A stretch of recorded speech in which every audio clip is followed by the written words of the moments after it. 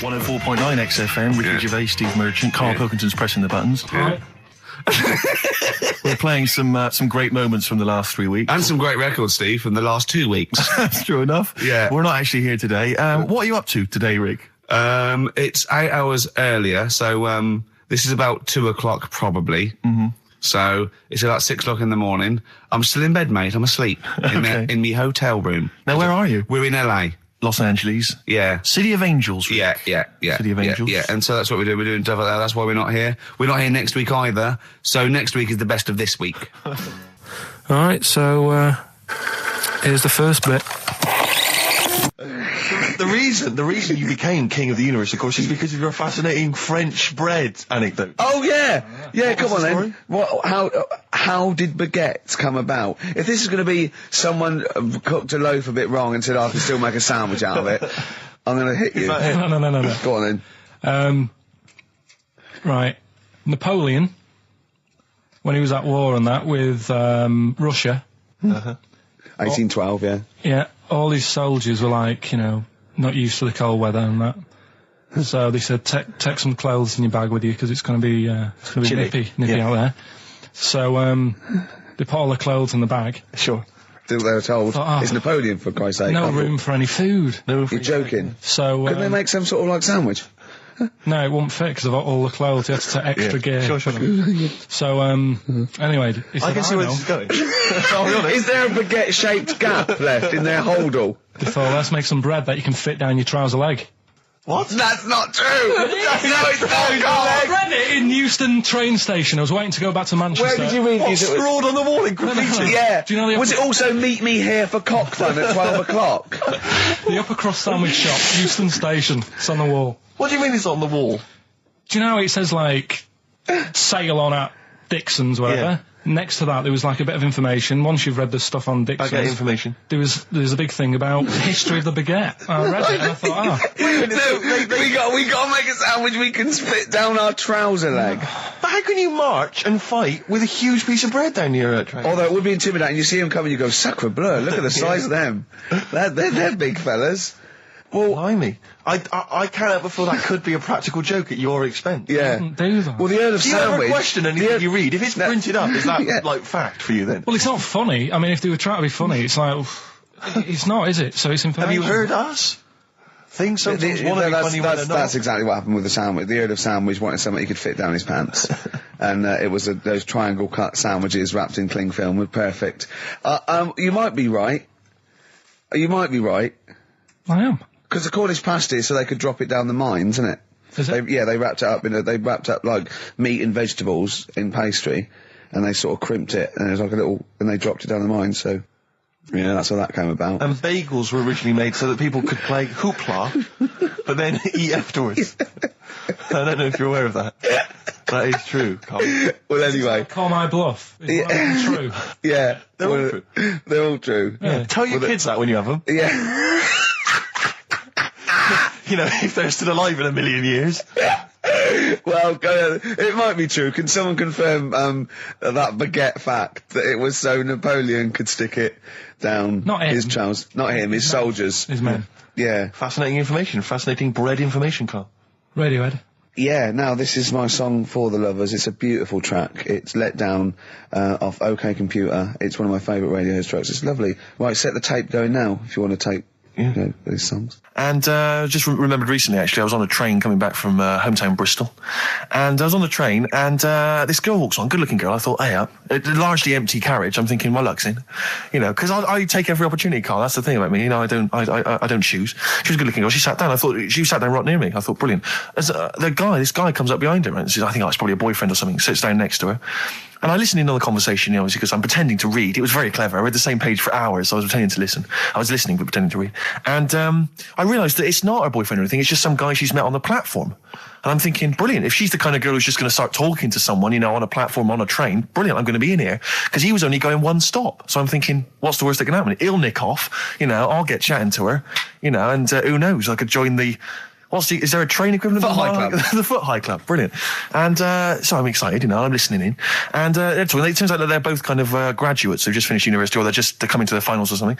And they're chatting away, and he's making a couple of witticisms, and she's kind of tittering at his jokes. I'm thinking, well, I'll tell you this, if she's laughing at this kind of material, I am going to blow her away, with my kind of anecdotes and wry observations, It was weak stuff, I got to be honest. Really? He was coming out with nothing. He was running on empty, as far as I'm concerned. Yeah. And she was loving it. So I'm thinking, brilliant, I'm going to be right in here.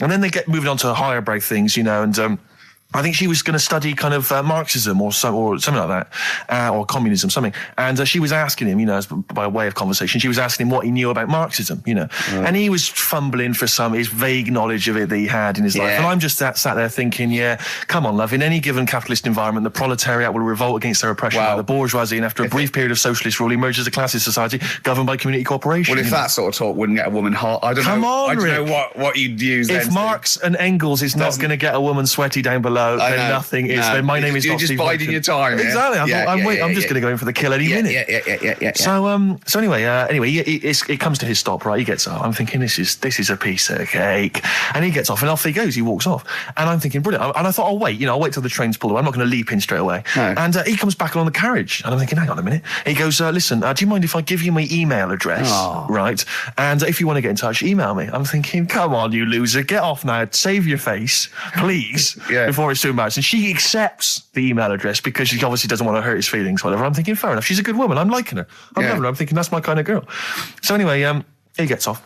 I'm sat there, the train pulls away. I'm thinking, I'll wait a few minutes, I'll just, give it some time. Her phone rings. It's her friend on the phone. And she starts saying, and I was listening in, and she was going, just met a guy on the train. I'm thinking, that's true enough. She goes, he was a good-looking guy. I thought, you're having a laugh, love. To be honest.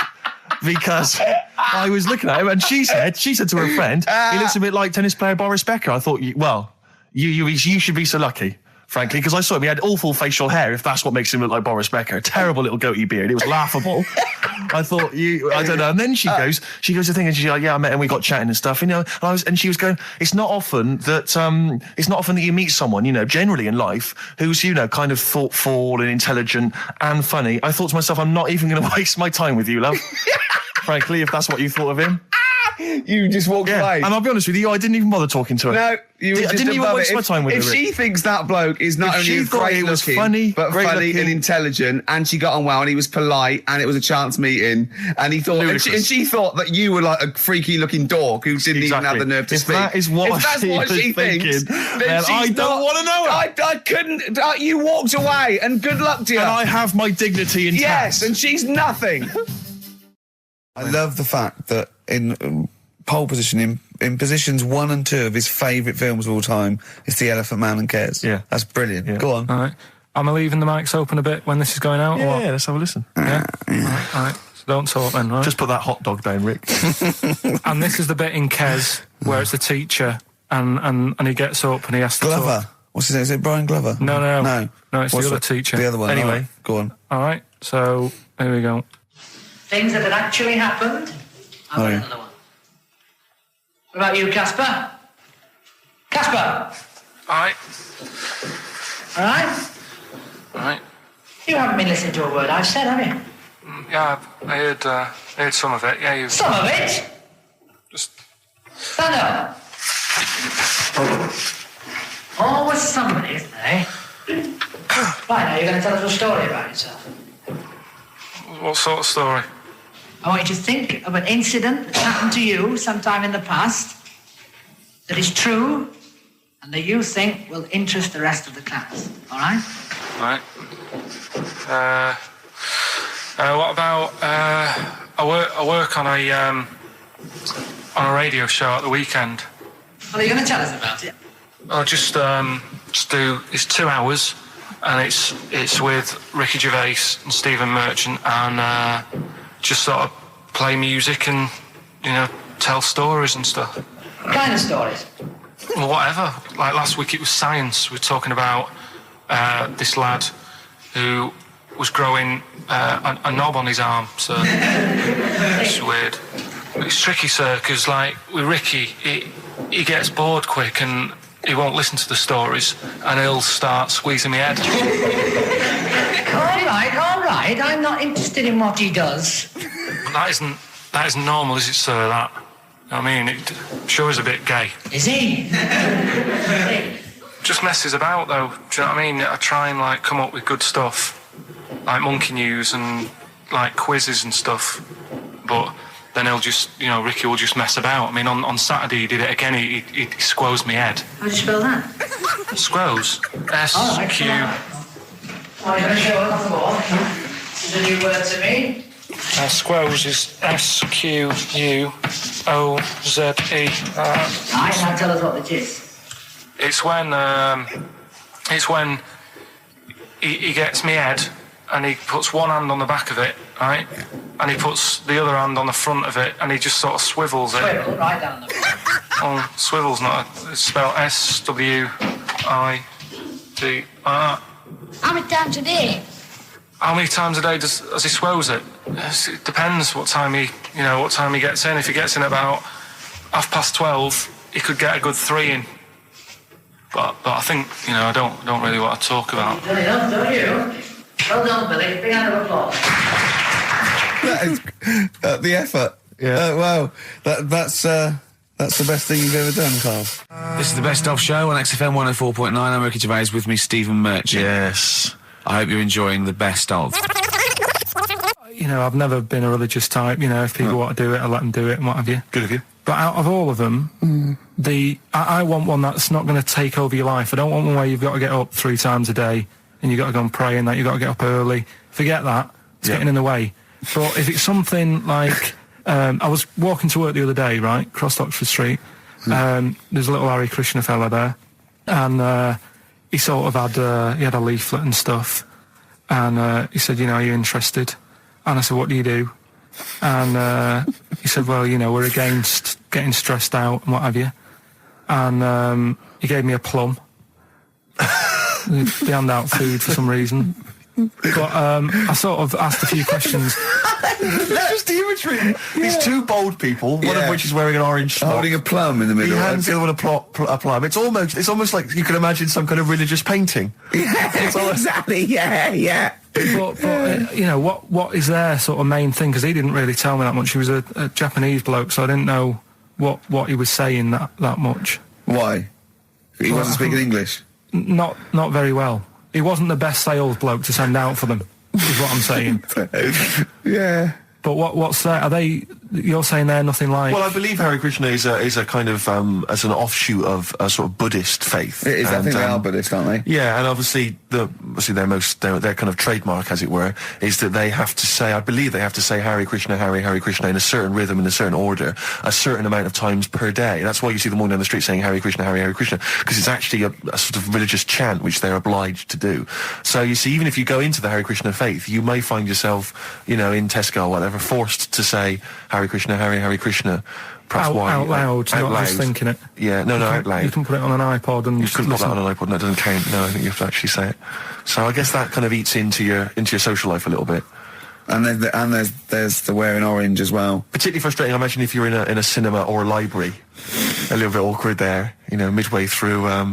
Or Star you Wars, live next door to a bloke called Hare Krishna, who constantly thinks you're calling him. Yeah, that probably. Yeah, so that's in this. I mean, I don't think we've quite done the Hare Krishna faith its full service there, but so interesting to you. I mean, you got handed a plum. You've been treated well by them. Yeah, well, but he couldn't tell. I just wanted to know how much time it would take up. What are the benefits? You know, what can you do? What can I you think do? the benefits are they probably don't get stressed out. They've probably got that sort of that zen, that chi-ness about them, where they try and interact and Quite meditative. Yeah. Yeah. I've got some nice trainers as well, don't they, with their orange. What are you looking for then in a faith, Karl? You say what are the benefits? I mean, obviously Catholicism, you get the communion wine and bread, so... Yeah, but I can afford that. Right. Probably, just I like the Crusaders. I was forced into joining that as a kid because a mate sort of joined it, and he sort of said, "Are you joining?" I sort of swore at him. I said, "I'm not doing that." Right? Yeah. He said, "Right, if you don't come with me, I'll tell your mum that you just swore." So I was like, "Oh." So I went along, and they used to just go on the Friday when they played, Sabutio and stuff. And then I went on one Sunday, and it was totally different. There was no Sabutio. There was no sort of, Table tennis. The thing where you hold a thing and knock things over. Skittles. There was all that on a Friday. Went on the Sunday, it was rubbish. They said, right, sit down in this room. They gave me a Bible. Thought, this looks too heavy, this is too big. I'm not interested in this book. And I never went again. I used to hide on a Sunday when they came round. And that's been the only sort of... why did it suddenly turn out to have to hide on a Sunday when they're coming round? Because they wouldn't leave. They wouldn't leave. Who was it? Were they adults? It was well, he seemed like an adult to me at the time, but he was probably about 27. Well, that is an adult. Yeah, but do you know what I mean? He seemed a lot older when I was a kid. Yeah. And he came knocking and that, and he used to say to me, Mum, I'll just tell him I'm ill or something. And he used to hang around to see if I'd eventually come out to play and that. And if I did, I think they would have grabbed me and took me there. I love the idea that for you, religion has to bring with it some kind of gift. It's like, join our faith and you get an alarm clock radio. It's like something like I think religion does bring a gift. Usually, it's the gift of the Lord. Well, the gift of everlasting life, isn't it?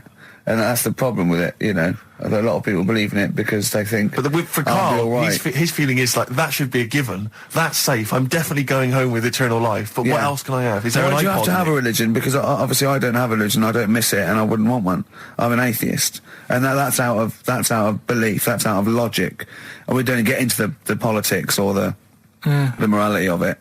Why do you feel you need a religion? Why don't you just get a hobby? Well, I didn't want one. I don't want one. I just was saying that, if I was to get one, which one would I go for? Is what I'm saying.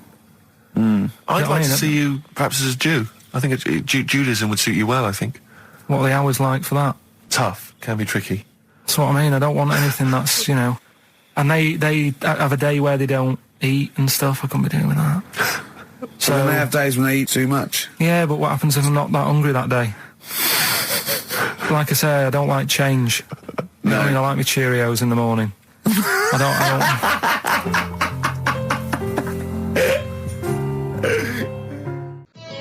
Avalanches, frontier psychiatrists. Absolutely. Well, we've had lots of emails. People, obviously, we inflamed and provoked about the Cornish pasty. I've got a couple of amendments to that.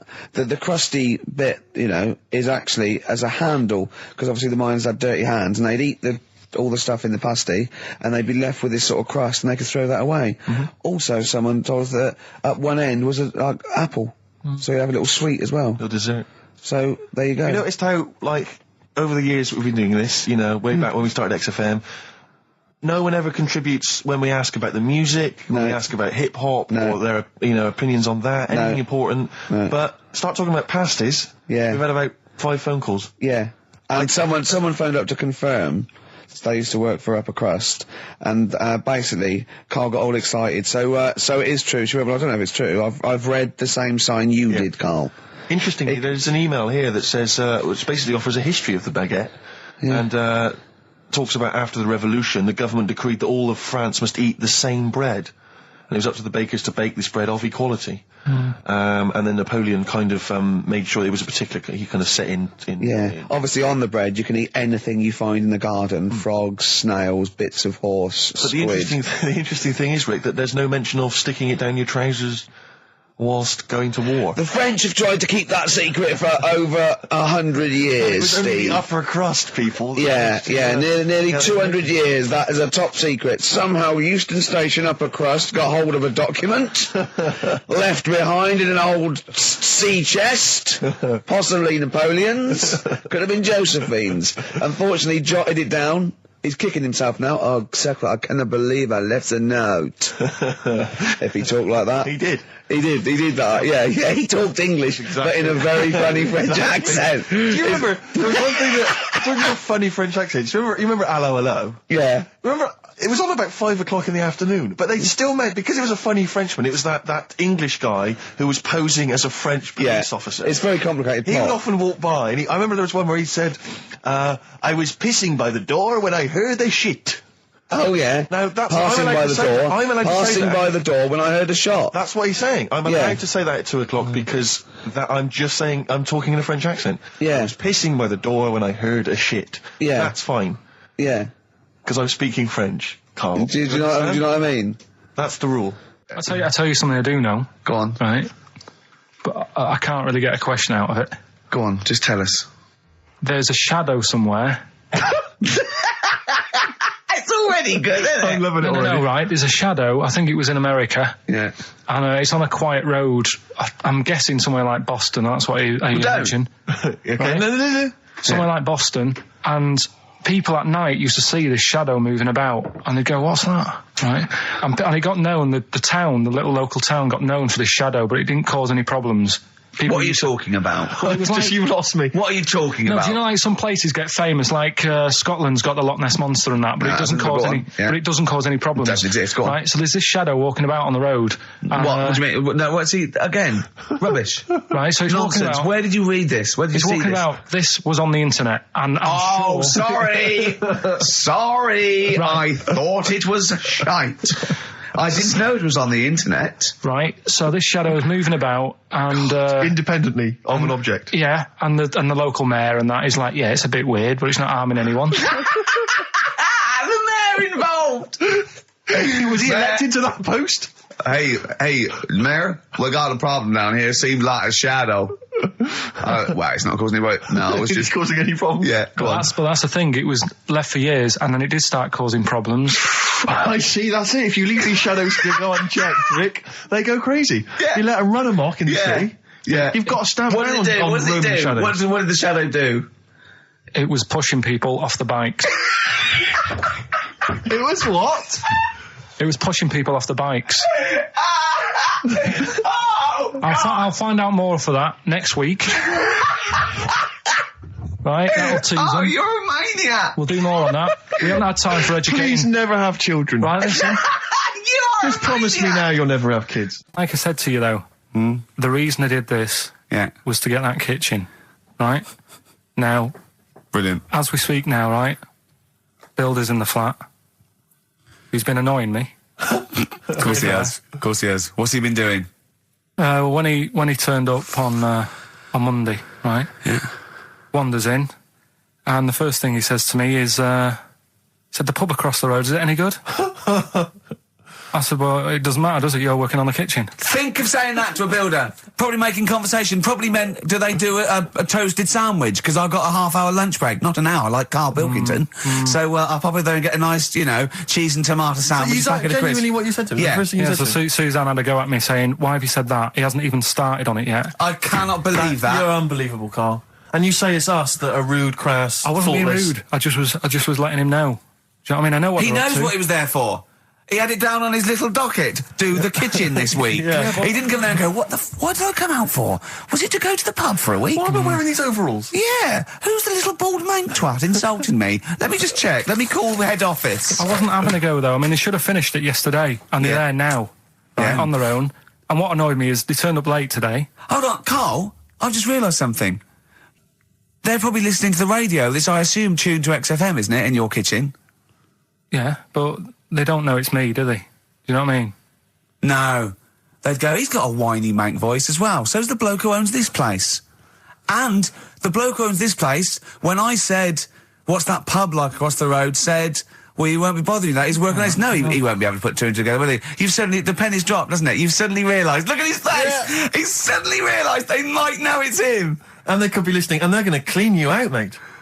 Oh, if you are the builder working in, where is it? I won't say the address, but it's, Central London, isn't yeah. it? Go Yeah. mental. Have whatever you want. Opposite Seriously. that pub that you Yeah. like, that you're... That He'll probably be in there now, so he won't be listening. Oh, insulting You know what I mean? a That's a further British insult. workman. He should So have been just in go today. mental. He should have been in at 8 this morning, Just which annoyed go me anyway. mental. Why? I really don't understand why they've got to start so early, right? Yeah. But he said he'll be there for 8, turned up at 9:30, Yeah. right? Wanders in, and what annoys me is he could have left all this downstairs. He had a paper under his arm, Yeah. one of those crossword books, and a pot noodle.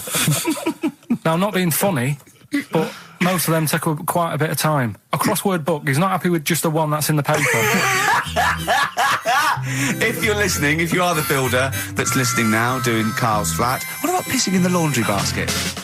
Okay, 104.9, Ricky Gervais, Steve Merchant. We're not actually here. It's the best of.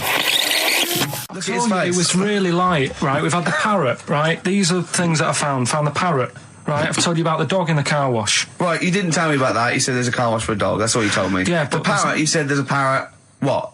It's a problem at funerals. Yeah. That's nothing. That's nothing. That's nothing. Do you understand? And They used to eat cats. what else have we got? There's an elephant in India with sore feet. Why? There's an elephant in India with sore feet. Now I'm interested. Why? Tap dancing. Why? I didn't write that He's much trying down to about break it. Roy Castle's record. He's still going. Go on. What is it? What is it? Think. It's an elephant, and it was really old. It was about 76. Right. And it had sore feet because it's old, and They don't make stairlifts and the that roads, big, do they? roads are bad and that. Yeah, go so they said, "What are we going to do?" And the town was like, "Oh, you know, we're used to seeing it around. It's part of the thing. You know, we don't want it to have sore feet." Yeah. So they got some slippers made for it. And it had like a picture of the elephant looking happy wearing some slippers. I love him. I love Carl. His world. Think of it. Where did you see this picture? That was on the internet. Right. That's a lesson, though, for any elephants listening. You know, don't wear stilettos to work every day, because it can do your feet in. So that But it's don't elephants have really bad memories? no, they're really great good memories. Oh, do they? Yeah. Oh, well, that's good then. No, I just thought they'd forget where they put them. I thought there was something about elephants having bad memories and that.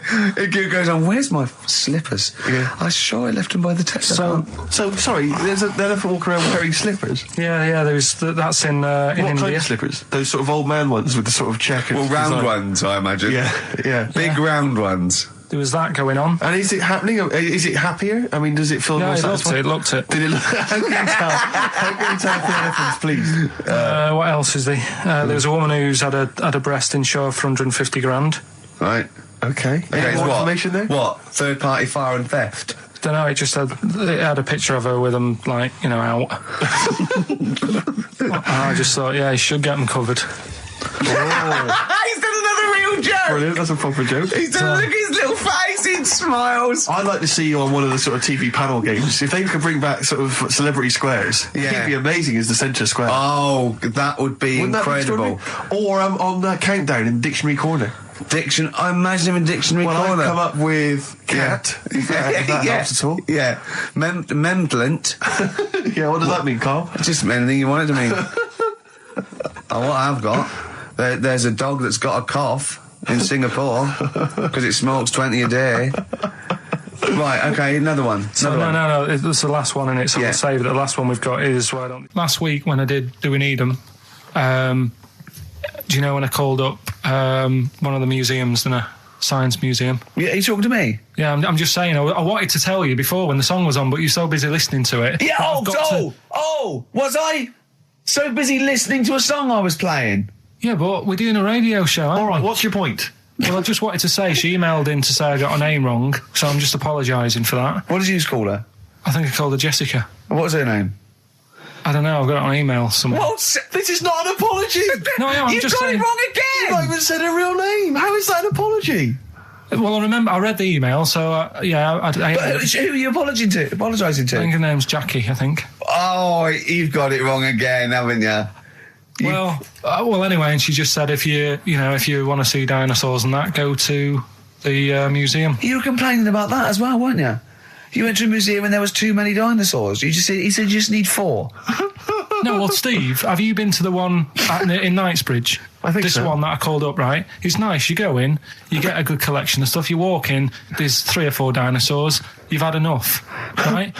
I went into New York, right? I went to the museum there, hundreds of them. You can't move for dinosaurs. Yeah.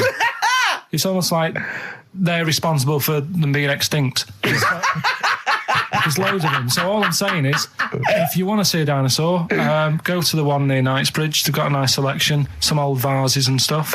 It's worth going. So, Carl, you're a second-time buyer, aren't you? But yeah. Bought one in Manchester. Lost $7,000 on that one.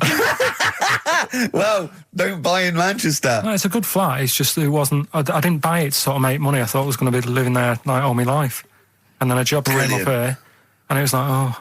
You bought your first flat in Manchester. You assumed you would be living there for the rest of your life. Well, I wasn't in a rush. Play record. You're an idiot. Hang on a minute. So have you got a property portfolio? Have you got the 2 houses now? No, I've got rid of that one. Oh, you sold that one? Got this at a flat. £7,000 Got loss. this flat. I'll tell you something that is interesting. Hold on, though. What? £7,000 lost. Yeah. It's a flat in Manchester, but it could only cost about £8,000 anyway. Right, Steve, something they do now, right, they've got to do by law when you're buying, right? I was looking at one in London, right? It's haunted. They've got to tell you now. Right, don't talk shit. I'm telling you Play now. a record. I'm telling you now. Yeah. There's no such thing as ghosts. That is ridiculous if that appears on a legal document. Right, if there's anyone who sells flats and that, does that for a living. Yeah. Right, email in, Yeah. because I'm telling you now, that is a fact. She sort of dropped it in. I said, oh, you know, nice feel here. And she said, yeah, well, that'll be the ghost. Just dropped it in, that's all they've got to do. And then I was like, what? And they went, oh, yeah. That's all I've got to do, is it? So that's the legal thing. Did you drop it in? So in court you go, did you drop it in? Yeah, I dropped it in. Play a record, you're an idiot. Did you have to have that thing done where they say, what side do you wear your member? What side you dress? They don't say what side you wear your member. That would hardly be a euphemism, would it? So they say what side you dress, sir. It means what side your little John Thomas leans, doesn't it, on rest, usually to the left, isn't it? Your little left testicles. If I said to you now, what side do you wear? Hang on. Do you know? It would be left. It would be the left. That's what I mean. If standing there, right, with nothing restricting it or holding it in or holding it up, right, it sort of leans. Your one ball is sort of like slightly back and lower, isn't it? And your little John Thomas rests there, so it's left. And the reason they ask it is so they don't put the tape measure up on the left and squash your willy or touch your willy. So it's nothing to do with like, well, you'll need a bit more room of sort of more material on that side, or. Well, no, I don't think they compensate. It's just when they when they stick that up into your groin, they don't want to come in contact with your little. The thing is, I don't know what side I wear stuff on. I just sort of pull my pants up and wherever it wants to go that day. But maybe it's not big enough to sort of make any, real decision. But like now, I'm sat here right with my jeans on. I don't know where I am. Well, that's clear from hearing you talk. No, but what I mean is, if a fella said to me, "What side are you? What side's your member on?" Member. What is this? What is this? The use of the word member suddenly? I'd go. Well, it's not. It's usually not appropriate. And also, I imagine in the old days they had big baggy pants that used to sort of like hang down. And now, like with those stretchy boxers and briefs, it's sort of held up in a nice little, neat little parcel, isn't it? So it's probably not appropriate. It doesn't come in contact with your little snake. So, Did you ever? What have you ever heard that?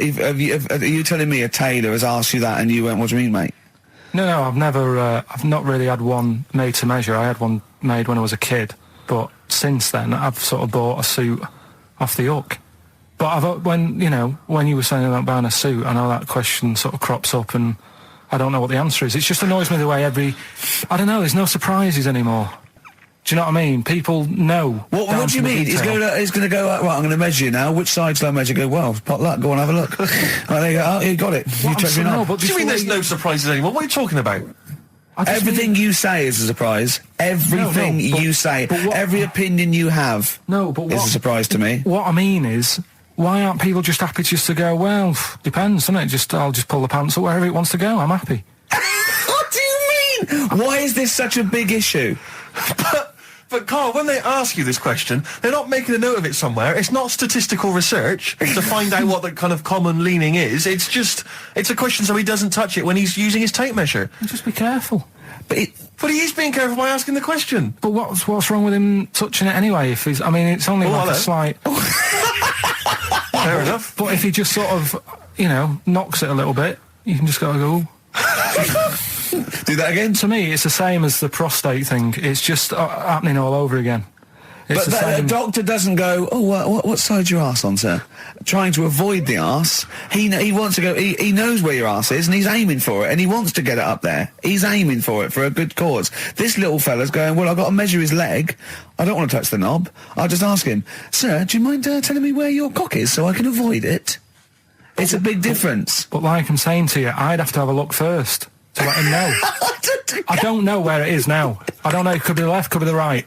Are you telling me you don't know where your knob is without now? looking? Well, what do you mean without looking? How could... Well, you're saying it as if like... Should we have a guess? Well, have a look and tell us where it is. What are you wearing? What sort of pants are you wearing? I've got my jeans on. But you got pants on underneath them? Yeah. What are they? Briefs or boxer shorts? Boxer shorts. Boxer shorts. Well, it's probably free, but the jeans are probably restricting it. I think it's probably either in the middle, dressed in, or just slightly to the left. Have a look. We'll tell the listeners after the break where's Karl's knob. It's a good competition. Oh, brilliant! We've got to send this to the Sony Awards people. Well, big question. Where was Karl's knob? That's what people have been hanging on for. Yeah. Where was it? Well, I can't believe people have been texting in. Hey, what, guessing where it is? People saying, is it in the middle? Is it in the left? It cost them 10p. It cost them 10p to find out. Just wait, I'm going to give out the answer. You don't win anything, right? Like, strike it lucky. Right? Bottom or middle? Right. It was to the left. Oh! Yeah. I went with the right. That's annoying. See, I thought it would be to the left. If not, maybe if it was all scrunched up, sitting down on your lap, right, it might just pop up to the middle. Just pop out. Like, you know. Well, next week we'll be finding out where yours is. Where's Ricky's bollocks? 50 Cent in Da Club on XFM 104.9. We're playing our favourite singles of the year. Yep. And we're looking back over some of our favourite clips of the year. Right, Karl, it's a questionnaire about happiness.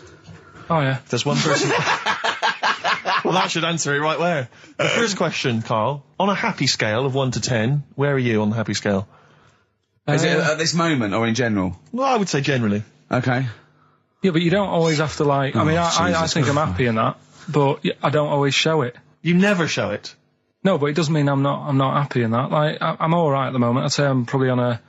It's probably on about an 8. I was probably about a 9 when I woke up, right?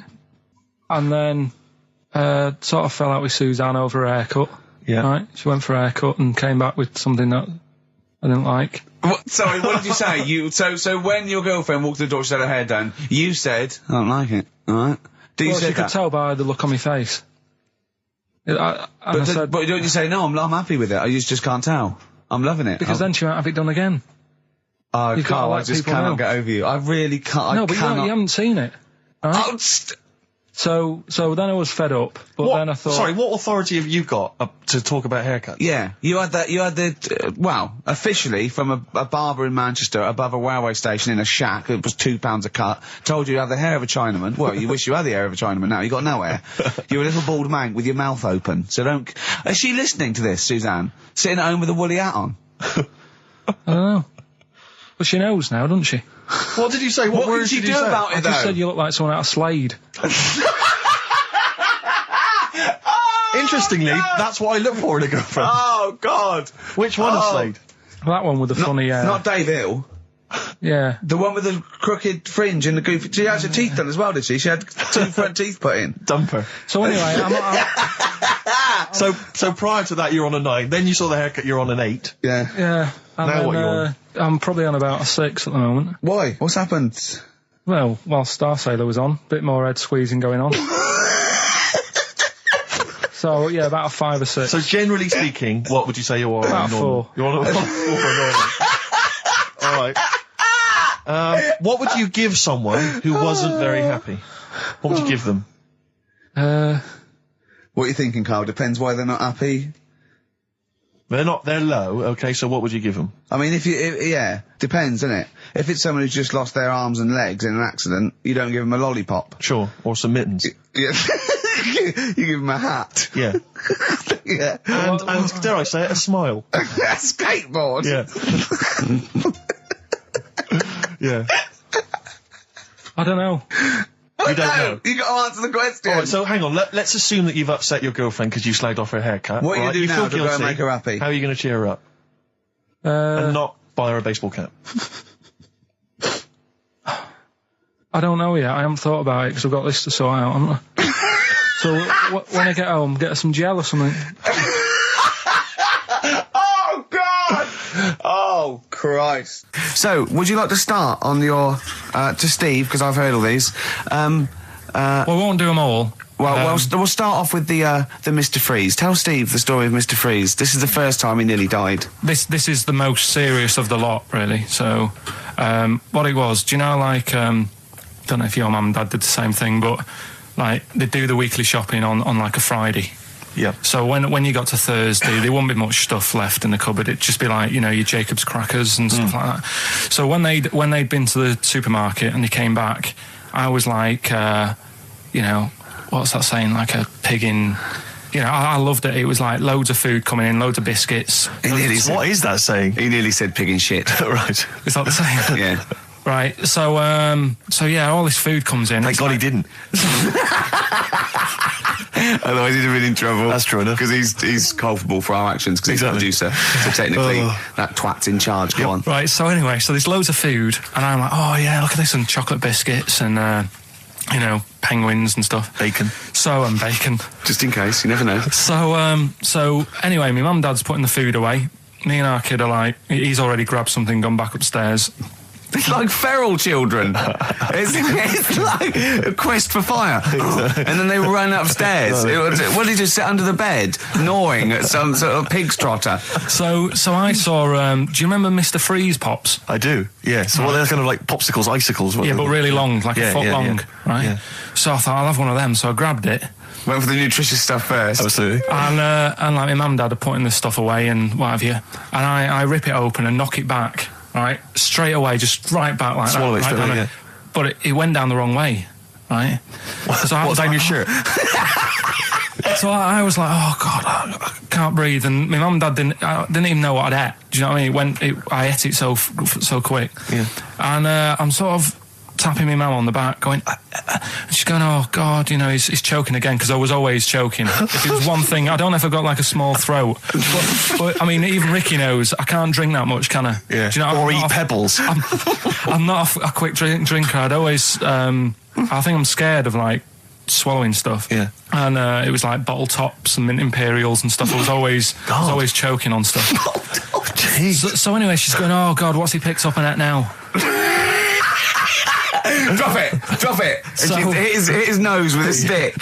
So I was going, I'm choking. At this point, my dad had I think he'd put his share away, you know, his food away, and he'd gone. His share, I love it. Yeah. He'd gone to watch like Winner Takes All or whatever in a lounge, and I was in the kitchen, and I was starting to I didn't care anymore. Do you know what I mean? I just got to that point where I wasn't struggling anymore. You just thought, I'm done I just for. was like falling to the ground. And my mum's going, you know, get in here, I think it's serious. And my dad comes in and sort of starts shouting at me, saying that's what you get for being greedy. He didn't even know what I'd eaten. Well, it was the moment to teach you a lesson, certainly. So he's there like that, and my mum's going, oh, look at him, and my lips were going purple, and my eyes were rolling into the back of my head. You look like Marilyn Manson. And so anyway, she grabbed me from behind and did that fireman thing. The Heimlich manoeuvre. Yeah. And, you know, winded me. And it came up, and I was all right. What, the whole popsicle came flying back out? You see, that's what I don't understand. Because there was nothing there. No, just a little bit. No, it swells up, doesn't it? Because it irritated it. So it went down your sort of like your epiglottis. It went down the wrong way, like it went into your air canal instead of your throat, and it sort of spasms, and that's the fear. You just got to calm it down and relax. So in time, I would have been all right. Yeah, anyway. you don't. Well, no, you might have. So that's so hang on. one. But the weird thing is, like for 3 days after that, I felt like a sort of special person. I went to school. I'm saying nothing. I did full days. A special needs person. Yeah. I went to school the next 3 days after that. I didn't wag it or anything. I did full days. I love that. 3 days, turn everything. Yeah, exactly. After 3 days, you thought, screw it. Yeah, did a quick history exam. Yeah. Right, next That was one. weird. That's popsicle. That's popsicle hell, we'll call that. So we're looking into animals that we get rid of. I've spoken to someone about snails. I've spoken to someone about jellyfish and that. And looking at cockroaches today. She's an expert. She's just not just some random person. No, she works in a museum, a good museum. I said I'd give it a plug. It's the one near Knightsbridge. It's got dinosaurs and that in it. It's worth seeing. Natural History Museum. Yeah. So, It's not sure. He's not sure. This is what happened.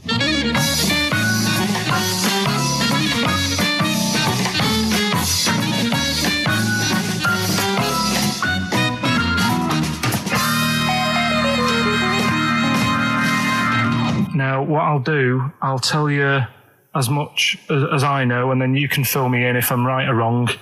And then at the end of it, we'll get to the bottom of whether we need them or not. Okay. All right. So first of all, the first thing that I found out is that they have 18 knees. That's not exactly possible. They're insects, so they have 6 legs. Yeah. And a knee is usually the junction between femur and tibia. That's sort of classic human knees and every other animal knee. So with 6 legs, you can only have 6 knees. Could somebody sort of got mistaken for seeing one that was a bit double jointed? I think you're grasping at straws or something. All right. Well, we might have to come back to that one then. Okay. They can hold the breath for 40 minutes. Well, they don't do that because they don't breathe in the same way as us. They breathe through little spiracles, holes down the side of the body. So, no, they're not a very apt simile because the method of breathing is so different. What do you mean? Because insects have a totally different system. They don't have lungs in the way that we do and just breathing through one part of the body. They're actually breathing through every segment of the body all of the time. So even though they've got their mouth shut, they might be able to slide. Nothing to do with breathing. So only just feeding. So you see, maybe that's where someone's gone wrong. Someone's got hold of one and sort of taped its mouth up or something and got bored after 40 minutes and said, well, we'll call it right. It's a pretty unkind thing to do to an insect, even to a cockroach. Yeah, but it's all... Can't do that. Yeah, but... No. Pretty unkind thing to do anything, even a cockroach. Something else I found out. Yeah. They can live for a week without an head. Well, that's true if they don't bleed to death in the process.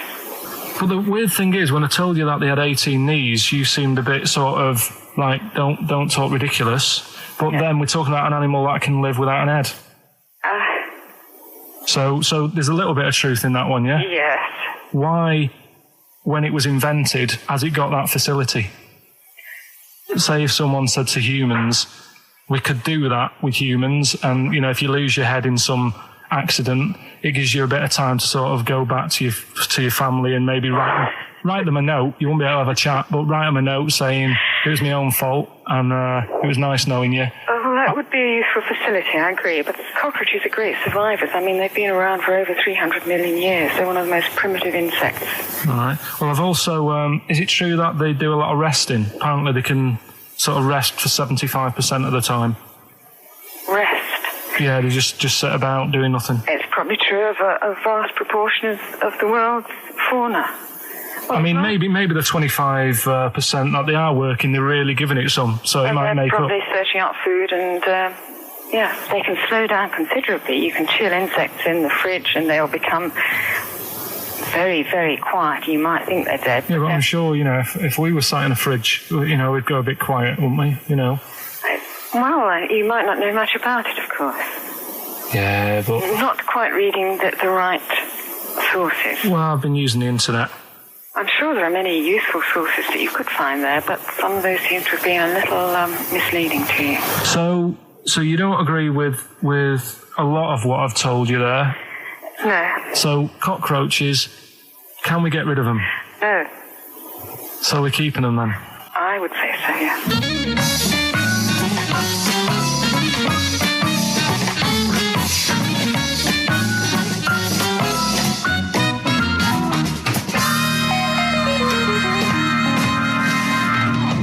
I think we should get her on more often because she sounds like she'd be a bit of an ally, really.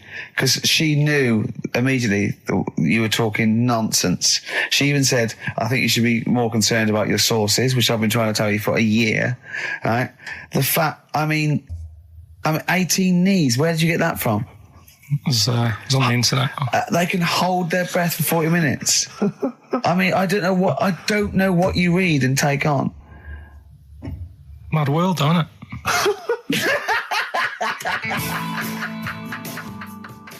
That was the record before us, and here we are, pre-recorded, because we did this a few weeks ago, because we're not here at the moment, are we? We're away in that. I'm Ricky Gervais, with me Stephen Merchant. Hello there. And Karl Pilkington. He's not actually with us. He's on he'll be in some of the best of clips that will be coming up shortly. Yeah, this is just us, isn't it? This is just us. We did this. When did we do this, Rick? A couple of weeks back. Hold on, what is it? What It's day the is it? 27th today. Yeah, well, I enjoyed Christmas. I loved Christmas. I love Christmas. I had a great time. What did you get? Loads of presents. So did and I. I'm glad they made it to number one. I'm really glad. Stroke, he, she. Yeah, I'm really glad that the pop idols, Cliff Richard, Westlife, made it to number one. Bo Selector. Bo Selector. Yeah, just delete that. As, Yeah. Okay, well, we're going to play some of the best of, some of the greatest moments of the last 3 weeks Yeah. ever heard on XFM 104.9. What about this? Do you remember this one? Oh, which one is it? All right, so here's the first bit. Right, there was this. This is what it's like about getting presents and stuff, right? With my mum and dad. Go on. My mate Colin, right? Colin Makin? No, Colin Bailey. Oh, right? yeah. He had a little Sinclair Spectrum, right? Yeah. Computer, Yeah. which was like the thing to have at that time, right? Yeah. Used to always go round to his house. The deal was Not the one you had to play through the window because you weren't allowed. no, that's another lad. Oh, right? yeah. This is a different lad, and the deal was he came to our house, and my mum gave him a pie, and then I'd go round to his, and I'd stay there for a few hours playing, Hungry Horace and stuff like that on it. Sure. Right? Now, my mum and dad knew that I really wanted one of these computers, right? So I waited about a year. Came round to Christmas Day. I thought, I reckon might have one. Turned out they bought me the wrong one.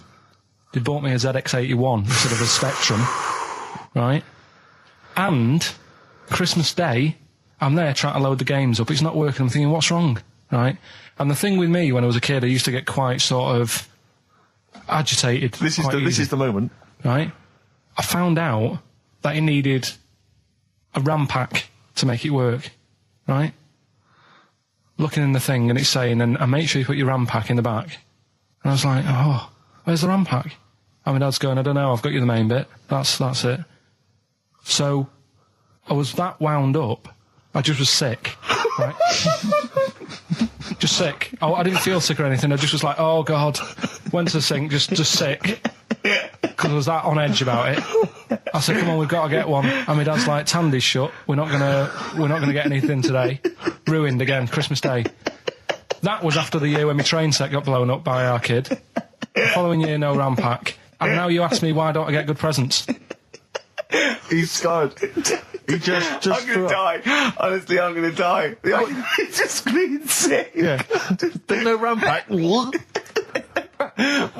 you get to the bottom of it? Why wasn't there a RAM pack? You have to buy them separate. Oh, It's one of them okay. cons. What do you mean I can't play Frogger? Oh no. So, wasn't there another incident when you threw up? Spontaneously threw up? Oh. Through sheer anxiety? I do get it.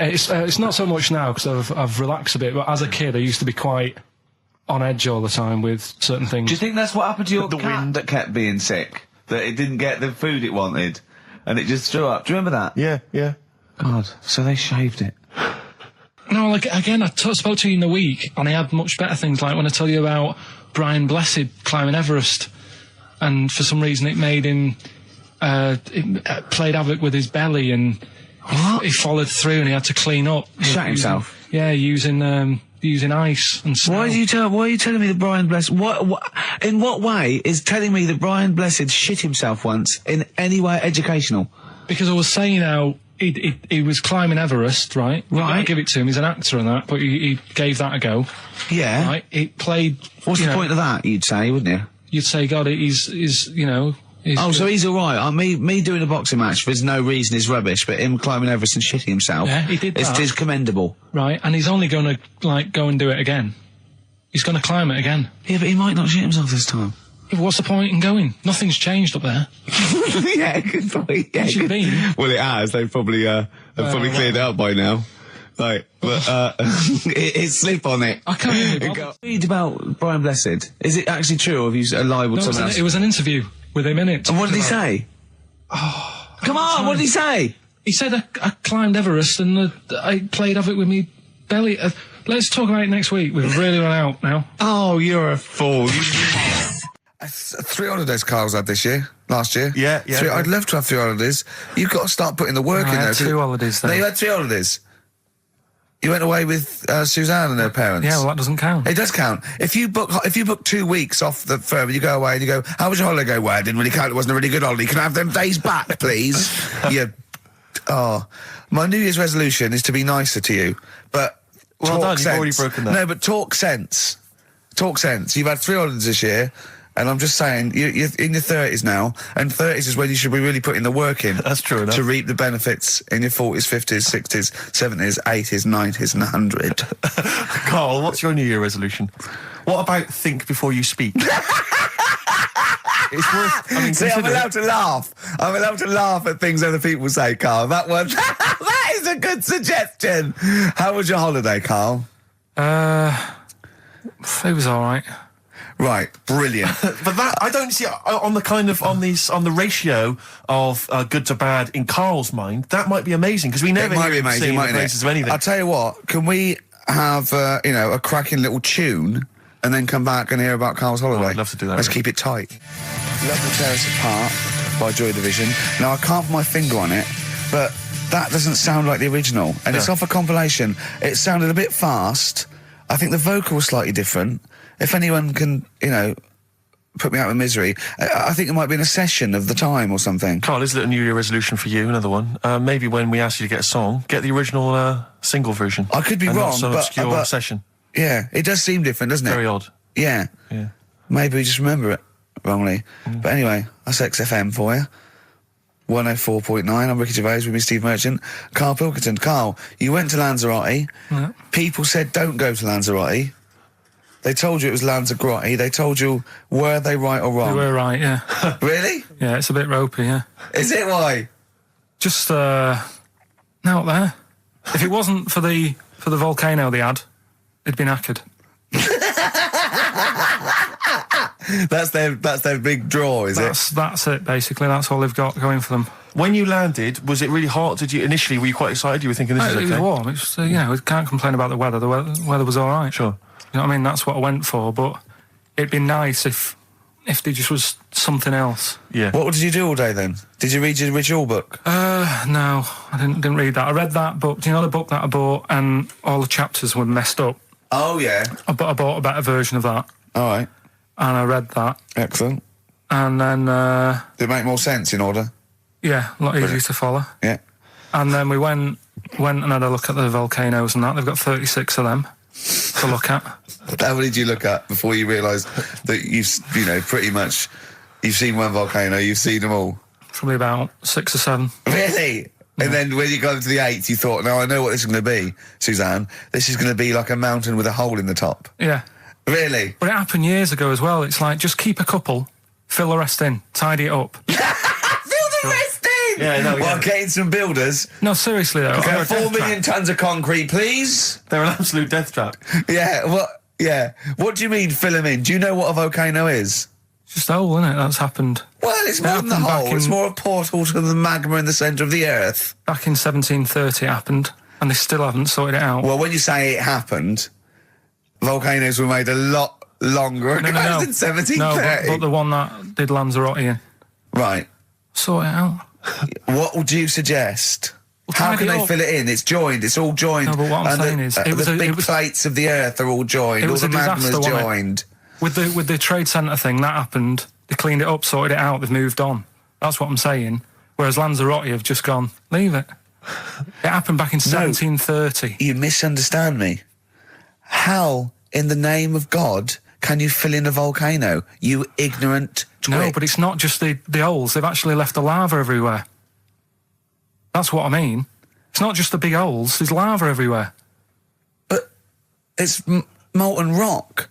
They can't just pick it up like they're like a carpet. Put it in the holes. The holes are there ready. Just push it all in. That's what I'm saying. Do you know what a fable is? Got a Karl? rough idea. Okay, it's a thing that uses sort of metaphor, analogy, just to explain sort of morals. I mean, they're very old for a start, and it's all. I'll give you an example of one. A quick one. Oh, the one about the dog with 2 bones. He goes to a dog's got a bone. He sees a reflection in the lake, and he thinks, "Oh, that dog's got a nice bone.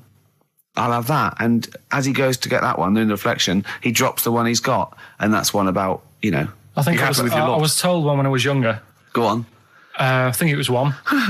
This young lad He's got a dog, right, and he's about 8 years old, and this dog, he's had it since he was about 4, and it's a bit tired now, and he chucks sticks for it, and it doesn't go for it, and he's saying to his mum, I want a new dog, because this one's useless, it doesn't do what, it doesn't have any fun with me.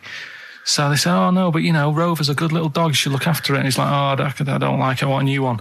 So they buy him a new puppy, and it's running around, yapping about, and he's loving it, and he's playing around with it in the grass.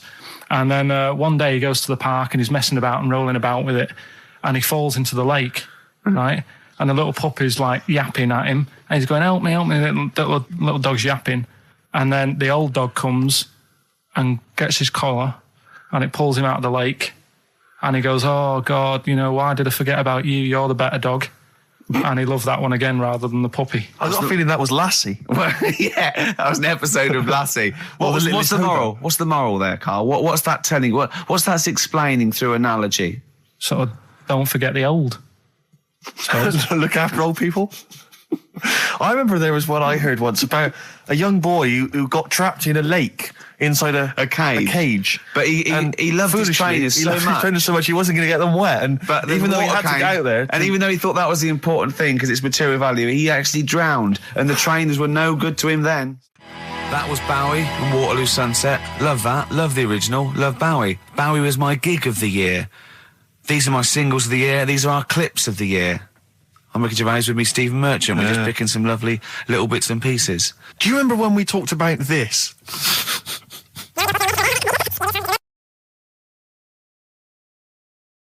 So we just had a text here that says, and I don't know what truth there is in this, as ever, but John says there is apparently a nude bike ride today in Hyde Park. Now, I can't believe that's the case, because I don't think it's allowed, is it? You can't ride around with your veg, can you? I don't know. Why would you want to? Well, good point. On a bike. On a bike, I like the fact that that's what disgusts him. I want. Do you know what? If we did appeal for a nudist to call in, I'd want a very specific sort. I want a German nudist, a middle-aged man called Helmut. Okay. If there is any, or the closest one to it. So I want a middle-aged man from Germany. If your name is Helmut, you're in. But I'll accept Hans. Karl would be good, wouldn't it? All right. Yeah. I think I'm wondering if the age might. Maybe we could broaden it out. Okay, just a German nudist bloke. Right. Can he at least be fat? Can I find a fat German fella? If your name's Helmut, we're going to give you a big prize. Yeah. But any fat German fella who likes to get his sausage out. Sure. Okay. It's sauerkraut. Yeah. What's the phone number? 0871 222 1049. It'd be good just to get an email or a text with a contact on it, and then I can just call them up in the week. Sure. And 83936 is the text number. I don't know what our audience demographic pans out like, Rick, but I'm suspecting that's probably a fairly small fraction of our listenership. I know, but there must be someone out there. If you know a fat German who likes to get his tackle out, phones are going. Straight away. Just answer it, Karl. Just answer it. Just pot luck. it could be anything. Well, just see what it is. To be fair, it could be a nutter. But just say hello. Just tell your turn. It's not straight away. He'll stay there, won't he? He'll stay there. Well, answer it. Answer it. Leave it. Answer it. Oh, you see this? It's gone. It's gone. There you go. He bottled it. So, just as well. Well, you took too long to answer it. There's a vicar in Australia who's started sort of doing his services and all that in nude. Hot, isn't it, out there? Yeah, Where'd you get the churches aren't. Churches are pretty cold. It was on some website. Of course it was. Yep. Just saying about a vicar and that who's there's a lot of nudists and that who want to get married. Do it, don't mess about with the wedding dress and that. Just snip up. Cheaper, isn't it? Well, I suppose it's so. I suppose if you believe in God, you believe that that's the way to be, innit? Because Adam and Eve and that. Yeah, but then in Adam and Eve, the shame made us dress up, didn't it? Yeah. Eating the apple and things. Yeah, but God didn't want that, did he? No, he wanted to see it all. He was loving it. He was having a whale of time getting a life full of all of that, and then the snake said, cover yourself up. Stitched him right up. What exactly is there then? Is it just a kind of moon-like kind of surround with just kind of dust and rock? That's exactly. You see, I was there when the Mars thing all went wrong. Yeah. I would have just sent a camera crew there, filmed a bit of that, right, and say, here we are, this is it. Ignore the little coffee shop in the background. Right? This is Mars, because that's where it's like just loads of dust. Holes everywhere. Tidy it up. Little round-headed aliens complaining. Whinging. Just like Mars. Yeah. So is there what's the best bit about the holiday? Come on, pretend you're Judith Chalmers. I have been doing. I would have done all. I would have said that. Don't bother. Right. I mean, the hotel was good. Yeah? That was all right. What was that like? It's all right. Just, clean. That's all you want, isn't it? See, that's not quite what Judith Chalmers does. She doesn't go, what's the hotel like? All right, yeah, clean, isn't it? All right. What was it like? What was it? 3-star, 4-star? Did that have a swimming pool? What was the room like? I had a swimming pool and that. Yeah. Yeah, it's good. I think it was one of the better ones on the island. Okay. Nightlife? Wasn't really. And there was a bar. There was some bands playing. Yeah. Not very good. Food got a bit boring. Yeah. It was always the same food every night, but they sort of themed it and made out as if it was different. So, like, on Mexican night, it'd be chicken with a nacho on it. Right. And Chinese night, sort of chicken with a little prawn cracker on it and stuff. Sure. But that got a bit boring.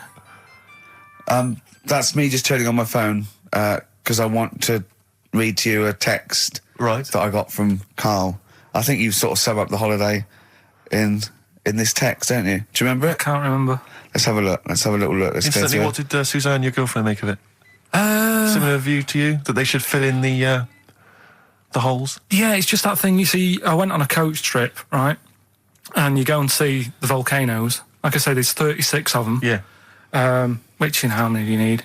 And when we're on the coach going round all these volcanoes, the fella on the front's going and look out your left window at the moment, and there's a volcano. And if you quickly look out at the right-hand side there, there's another one. Right. And on the left, it's just like, all right, we've seen it. Sure. Do you know what I mean? Yeah. And that trip, we'll talk about that trip in a bit. Right, this is the text I got from Karl, right? All right. Been up to a volcano. Been in some dead artist's house who built his house in the lava. They said they would show me science with volcanoes, but all they did was chuck some water in a hole and it shot up in the air. No dwarves in the canteen, no Scousers here, but there is a Swede woman with a big head. She looks effing gormless with a cap on. All right? So a little reference there to... A Swede woman? What's that mean? Do you mean Swedish? Yeah. Or she looked like a vegetable? No, a Swedish woman. But they've all got sort of quite big bill, aren't they? And I sent him a text. Oh, well, it's just good to be on holiday because, I'm working. He sent back, so am I. Just been watching Sky News. There is a school for monkeys who want to get a band together. Is that monkey news for later?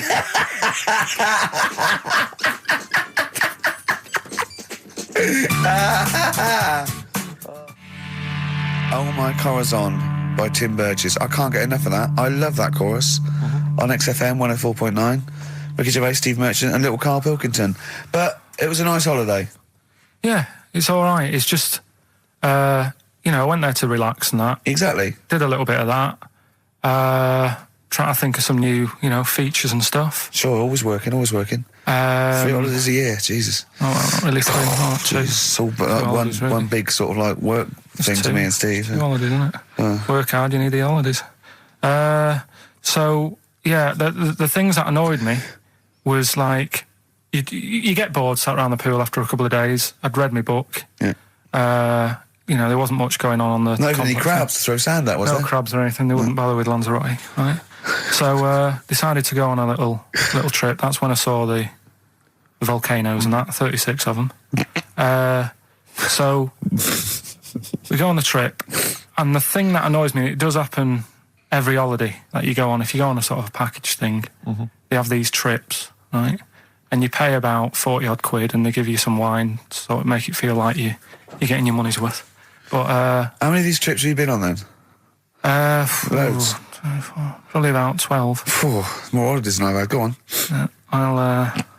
Yeah, So go on. anyway, so you're on the coach, right? And they take you for the volcanoes. They took us in the middle of nowhere. Yeah. Right. There's nothing else round there. Sure. It's like I say, it's like Mars, but with holes in the ground. Yeah. Right.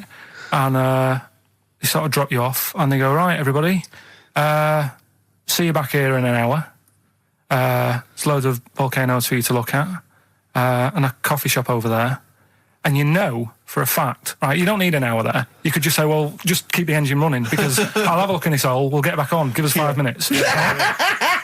Don't need an hour. Absolutely. But you know that they've got something going It's a with the- backhander, definitely. What, with the coffee shop? Definitely.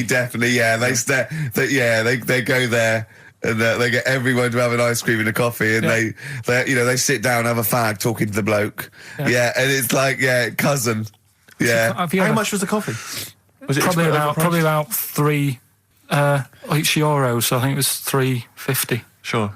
Yeah. which is I don't know what that's about £2.50. Yeah, they've stitched you up. Go on. Talking about this the other day. What was it now? Listen, the fella. Play a No, listen. record. Do you want, let's just- all right. All right, no, I'll come on. tell you All what. right, he's got it now. Go on. This fella goes Yeah. to the doctors, Yeah. right? Oh, right. Okay. Right. If this is in any way apocryphal, stupid, illogical, impossible, right, you are never, ever speaking again on radio. So make sure this is at least possible. I'll tell you what, I'll even give you improbable but possible. So if anything that breaks the laws of the universe or logic, okay, that's all you have to avoid. On you go. Right. So this fella, right, he goes to the doctors because he's got earache. Right. Okay. If a chimp's living in his brain, that he go on. So he's got earache. He's sat in the waiting room, and his ears all bunged up, and it's hurting a lot and what have you. So the doctor comes out, and he goes, right, and because his ears all bunged up, he doesn't hear it that well, right. So he thinks it must have been me, right. So he wanders in. Keep going. Anyway, I'm going to hate this. I can just feel it in my bones. Steve, I'm going to let you take over. Okay, Let's go on. let's hear it. Come So on. the doctor says, sit yourself down there, right? So he sits himself down. He goes, right, take your pants off, right? So he's thinking that's a bit odd. Anyway, he He heard that though. he apparently he took his tackle off. The doctor did some operation. What, there in the waiting room? No, in his office. In his office, yeah. What? Wait. So he removed what? His genitals. Yeah, in his office? Why, Carl? Why, Carl? because he hadn't called him in. Oh, he'd called in the bloke who wanted his testicles taken off, and he didn't hear it. What? So the doctor went out and said, Mr. Jones, who's here to whip off your cock and balls just here and now, right? Bloke comes in, didn't it? It must have been me. So the bloke who wanted his balls taken off didn't say, I think he said me. So he didn't interrupt then. So the bloke goes in, he starts taking his testicles off, and he doesn't say, I'm here for me ears. What are you doing with that? That is a blinding record. And before that, Rick, what do you make of those adverts? They were great, weren't they? I like them, yeah. I'm going to buy all them products on the way home. And that's endorsed by Ricky Gervais. He's won awards. Yeah. Rick, do you remember this? This was a hilarious moment. No, you'll remember this when you hear it. It was when Karl said something that was basic. Well, I think for a lot of people it sounded like a lot of old bollocks. Carl's found love on the street before, haven't you? How's it going with your bird, Karl? Are you married? No. How long have you been out with her? Going out with her? 7 years. Because, I mean, you're quite a simple man. Yeah. You're sort of a simple In a in nice many way. ways. I mean, Yeah, you're in the like best Helen sense. from Big Brother. Yeah, You're sort of nice enough, but... But I look normal. Well, yeah, you sort of do. But you could be one of those that just suddenly go mental with a pen. Yeah, do you know just what I mean? stab people through the eyes. Yeah, you sort of look normal. But if I wouldn't really want to wind you up to a point of frenzy. How did you meet your girlfriend? Through work. What, through her work? What, you found out and said... We worked at the same place. Oh, you're right. You're quite an enigma, aren't you? Could you give us more on that? At work. You met her at work. What, she came in selling sandwiches? She was going through the bins outside. What do you mean you met her Why at are you work? having an attack on me? You're the not one having an who's attack sad and lonely. Oh, he's done you again. He's done you Yeah, but what I thought was interesting was I just scratched at him and he just went mental. Yeah, no, It's like a but- bear caught in a trap. It's funny, isn't it? You'll never learn. No, I was just interested to find out what the story was because it might be a really romantic story. Well, it's not. All right, jeez. I love the fact he doesn't want to talk about his love affair. I was thinking about you in the week, and Does it worry you? I mean, you sort of joke about it now, and we're talking about it in the office, you know, like, oh, is Steve really touchy about the way he looks? And, Oh, what's this? Where's that come from? He's done it again. He's done you again. I was walking home the other night, and I was thinking about it. And do you worry that when you're old, you will be on your own? You did start it though, didn't you? Well, Karl, I'm glad you brought this up.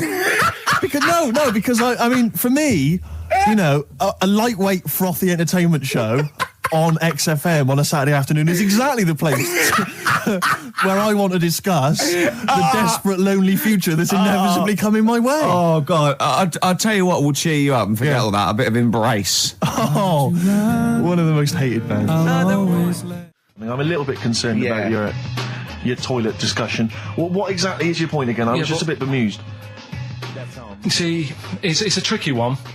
All I'm saying is, right, there I was at the pub quiz. I go to the toilet, not thinking about anything. I try to go, right?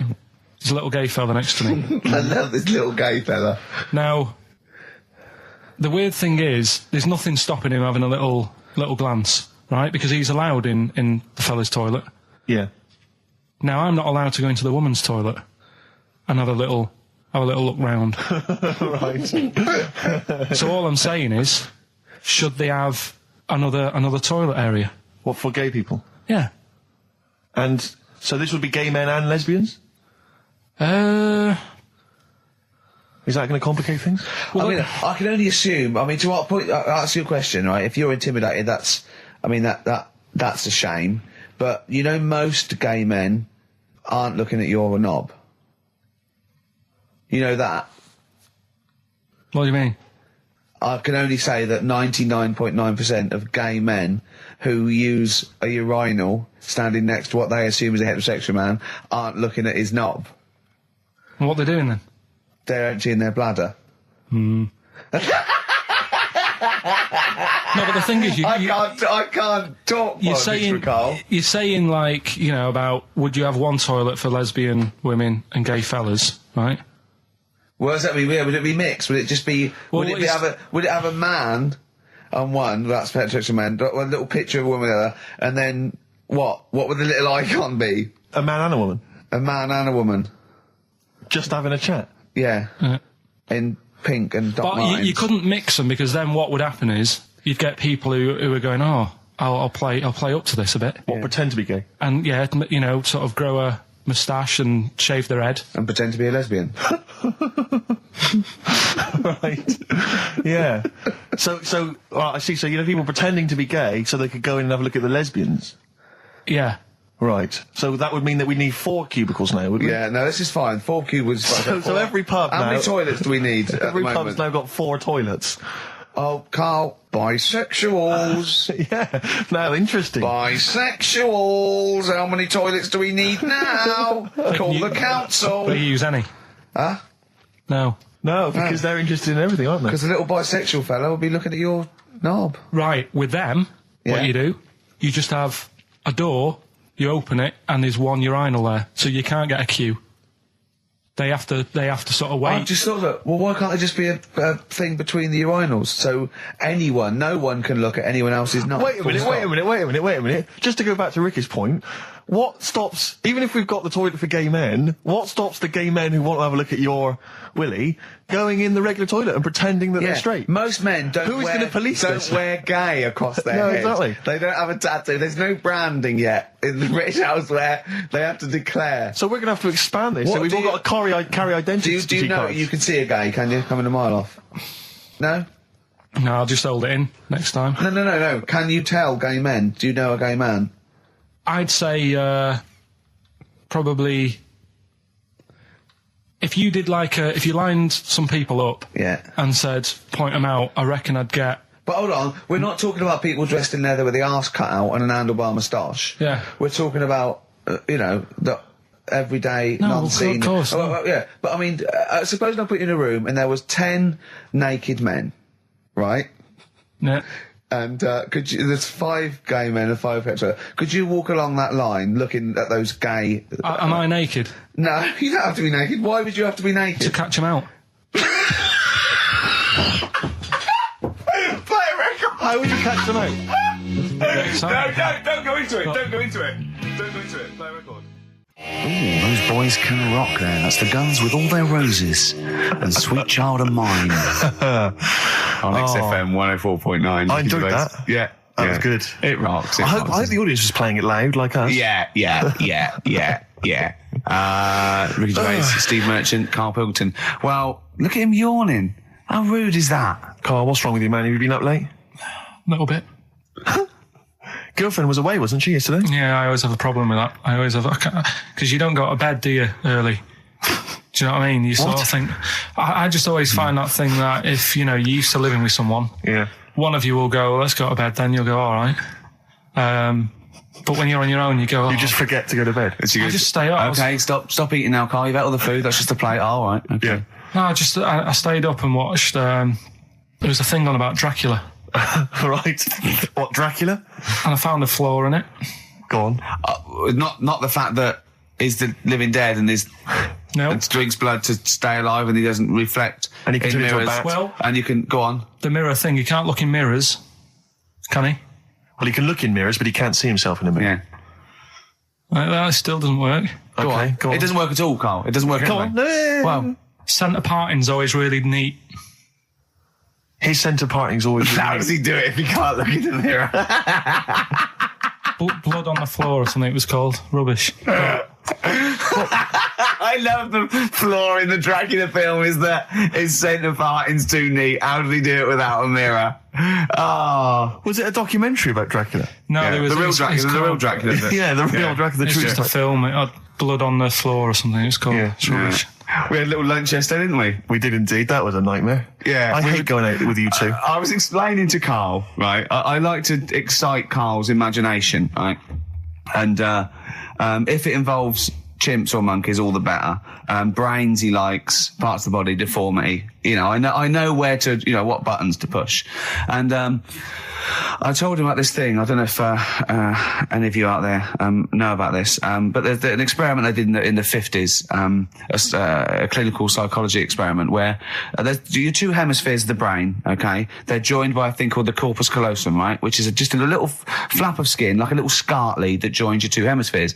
And what they did, they cut that in half, and they thought it was a cure for schizophrenia, but what it turned out to be, or epilepsy, I think, I can't remember, was that your two sides of your brains didn't function together. You couldn't get information. I was telling Karl all this thing, and one of the things I told him was that they did it on a monkey, and it fought itself over a nut. Like its right arm was connected, by its left lobe of the brain, and it was fighting over itself. And Karl went, instead of thinking this is amazing experiment, he went, would it have been happy if you'd given it two nuts? Yeah, I know. Well, you started off by explaining it. I remember you mentioned, because I was watching the two of you as you were describing it to me, you said, of course, one side of the brain deals with symbolism. And as you said the word symbolism, I noticed Karl drift away from looking at you, pick up his mobile phone and start pressing buttons randomly. And I thought it was the word symbolism that got him. And I noticed it took you just a moment longer. And I think the first thing you said was, when did I lose you? Yeah, I know I'd lost him. It's extraordinary. And he doesn't even try to disguise it. I said nomenclature at one point as well. Right, yeah. And I knew I was dicey with death there. Yeah. But I told you tried to look it up, didn't you, on the web? You didn't find anything about it, did you? The spelling of it's what is it again? What's the word?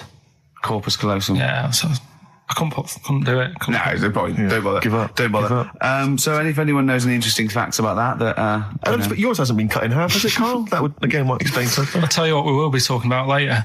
I don't know if you're sort of aware of them, Steve. Go on. Bonobos. Oh, I don't know much about bonobos. I told him about he was looking for stuff. I said put in bonobo. He was having no luck with chimp, and they're a form of chimpanzee, but they're even closer to us, evolutionarily speaking. They've got their social groups are more like ours. They're more intelligent, and he was loving it, weren't you? So is it human bonobo Karl? Is that how it works on the evolutionary ladder? Chimp Karl. Yeah. Talking about him. So we're talking about bonobos. You're excited about that? Yeah, That's coming up in monkey news? No, I think it's a bit of a monkey bonus. Placebo, Bitter End on XFM 104.9. This is pre-recorded. We recorded this a couple of weeks ago, before Christmas. Hope you had a great Christmas. If you didn't, not our fault, really, is it? Nothing to do with us. Wouldn't have thought we'd have. We're the time because we've got plenty of cash now, thanks to a lot of you who probably bought the Office DVD. Yeah. Probably got And that if you in stock. haven't yet, and you've maybe got vouchers or money, still available. Still there in the shops. Still available. You can still make it the best-selling DVD of all time. Please. Please do. Yeah. Please do. I'll tell you what you want to hear there before you make your mind up. I'll tell you what, if you like this next clip, go and buy the Office DVD. I think you will. It's a brilliant clip. It's the one where we talk about, well, it is self-explanatory. Yeah. We went. It was a great day, wasn't it? Brilliant round of golf. Absolutely brilliant. Such a beautiful place in Stoke Poges. It's like a really posh place. And are you a good golf player? Well, we'll get to that. Oh, okay. Wow, he bought the shoes especially for it. Oh, brilliant. I'd love to have seen him in those little shoes. I know, and they were no good because they were metal spikes. We had to change them. He was annoyed straight away. He spent over £22 on these golf shoes. We hired a buggy that was brilliant fun. I was bombing along, wasn't I? I don't drive, but I just, it was great on that buggy. Well, you've been on a buggy with me and you were a bit scared. Yeah. What? I nearly killed us once. I was just taking banks and things, but you don't see sort of bunkers, and he'd scream and go, stop! And he'd put his foot down the brake, and then I reversed. At one point, he sort of did a handbrake turn next to the lake, and then we had to reverse, right? And you know, you just flick a switch and put your foot down. He did that without looking. I look behind, there's a big oak tree there. He screams, watch the tree, right? He's so... Dukes of Hazzard. I kept jumping in and leaving him behind because I had to go to my ball. Because anyway, the first shot, I got on my driver. I honestly did one of the best shots I've ever done. It went straight down. It was great. I thought, phew, got away with that because it's always the first one because it's a clubhouse and you want to look good. Yeah. So. He tees up, and I've been saying, buy some balls. He just got 6 balls. I was going, what if you lose me? I won't lose 6 balls, right? He tees up, right? Whacks it. It goes miles, like right angles, straight into these the woods, right? He turns around, he goes, go and buy some more balls. So I'm laughing because it's like impolite to laugh, but he broke the ice for me, and I was falling around. And then his second shot, I go, you know, you're off a 3 now. If you take another shot, he went, oh, right. So it's his third shot. He puts the ball down. He hits the ground before it and misses the ball altogether. And I was on my back, wasn't I? Unbelievable. Actually rolling about on his back. And we were terrible. I went round 107. He went round in like 119 or something. Sure. It was just rubbish. How long did it take? 5 hours. Of course. And there was no one around, luckily. Yeah. But it was fantastic. So then we go and have our meal. What annoys me, I said, right, I'll go for a run. He went, I'll have a bath. I said, I'll see you at 7:45. At 7:55, I have to call him. He's not ready, so he's let me down there. I can't stand lateness or laziness. You hate lateness. Yeah, and he's let me down. Do you know his excuse? He fell asleep in the bath because there was no light bulb. There's no light bulb in the bathroom. So instantly he fell asleep, and he was late. No, do you know what I mean though, Steve? If you're sort of like nice and warm and what have you, I was tired anyway. I've been stressed out for 4.5 hours, right? My life flashed in front of me a few times in that buggy. So it's all sort of wears you down a bit. I thought, right, I've got a headache. You're going for your run. I'm going to have a bath. I walk in, put the light on. For some reason, it didn't come on, but I thought it's all right. I'll just. Doesn't matter. You can have a bath in the It's summer, so it's light anyway. Well, there's no windows in the bathroom, so... So you were in the darkness? So I'm in the darkness. I nod off because I'm shattered. He calls up, hassling me. So I said, well, it doesn't normally take that long for me because, I haven't got, like, long hair. I've got a dryer and so I can sort of one wipe. Yeah. He's already 10 minutes late, though, when I called. Well, 10 minutes. 10 wow, minutes. This is late, this. Next. Doesn't matter. Dinner wasn't until 7:15, so we had, like, another 20 minutes anyway. So it doesn't really matter. Yeah, but we said 7:45. So he's calling up, hurry up. So I said, yeah, all right. So I get out and dry and like my tackle and what have you. Calls back again 30 seconds later. No, I don't. I don't like that. Not gonna do that, no. Give it a wipe. 30 seconds later, come on. So I end up going downstairs to the meal area, naked, with a wet shirt on and wet socks. I've got headache as it is. Meant to be a relaxing weekend. But anyway, so we have our meal, which is really nice. And then we're sitting in the bar. I'm having a cigar by the fire. Yeah. Like, we're having a rather nice Pinot Grigio. Yeah. He's there going, I've got headache. Is this 1955 that you live in? I know. Yeah. It's so right. And we were I'm knackered because he's not used to work. I've seen him moaning, falling asleep. He's not used to it at all. And you've been on your feet for over half an hour.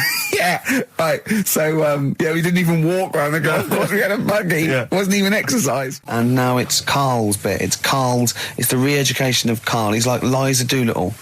And now he's coming to, or Lawnmower Man, if you've seen that film. More like Lawnmower Man, if you've seen the film. You know what I mean. And his homework was to just study quotes, really, on happiness and stuff and general well-being. He's not a big happiness quote fan, are you, Karl? Not really. So what have you done? You've come up with something, haven't you? Right, yeah, I told you, right? Because a lot of these are just things you say every day. They're nothing special. So what I'm doing... Well, you say them every day. Well, the sort of things you come out with and you don't even think about it, do you know what I mean? Yeah. They're on the TV all the time. People on the radio are saying these sort of little quotes. Sure. And what I've done is, remember that programme on Channel 4, Faking It? Yeah. Where they got some, like, posh kid to be on a door and all that. What I've done, I've... Imagine if that was the pitch for the show.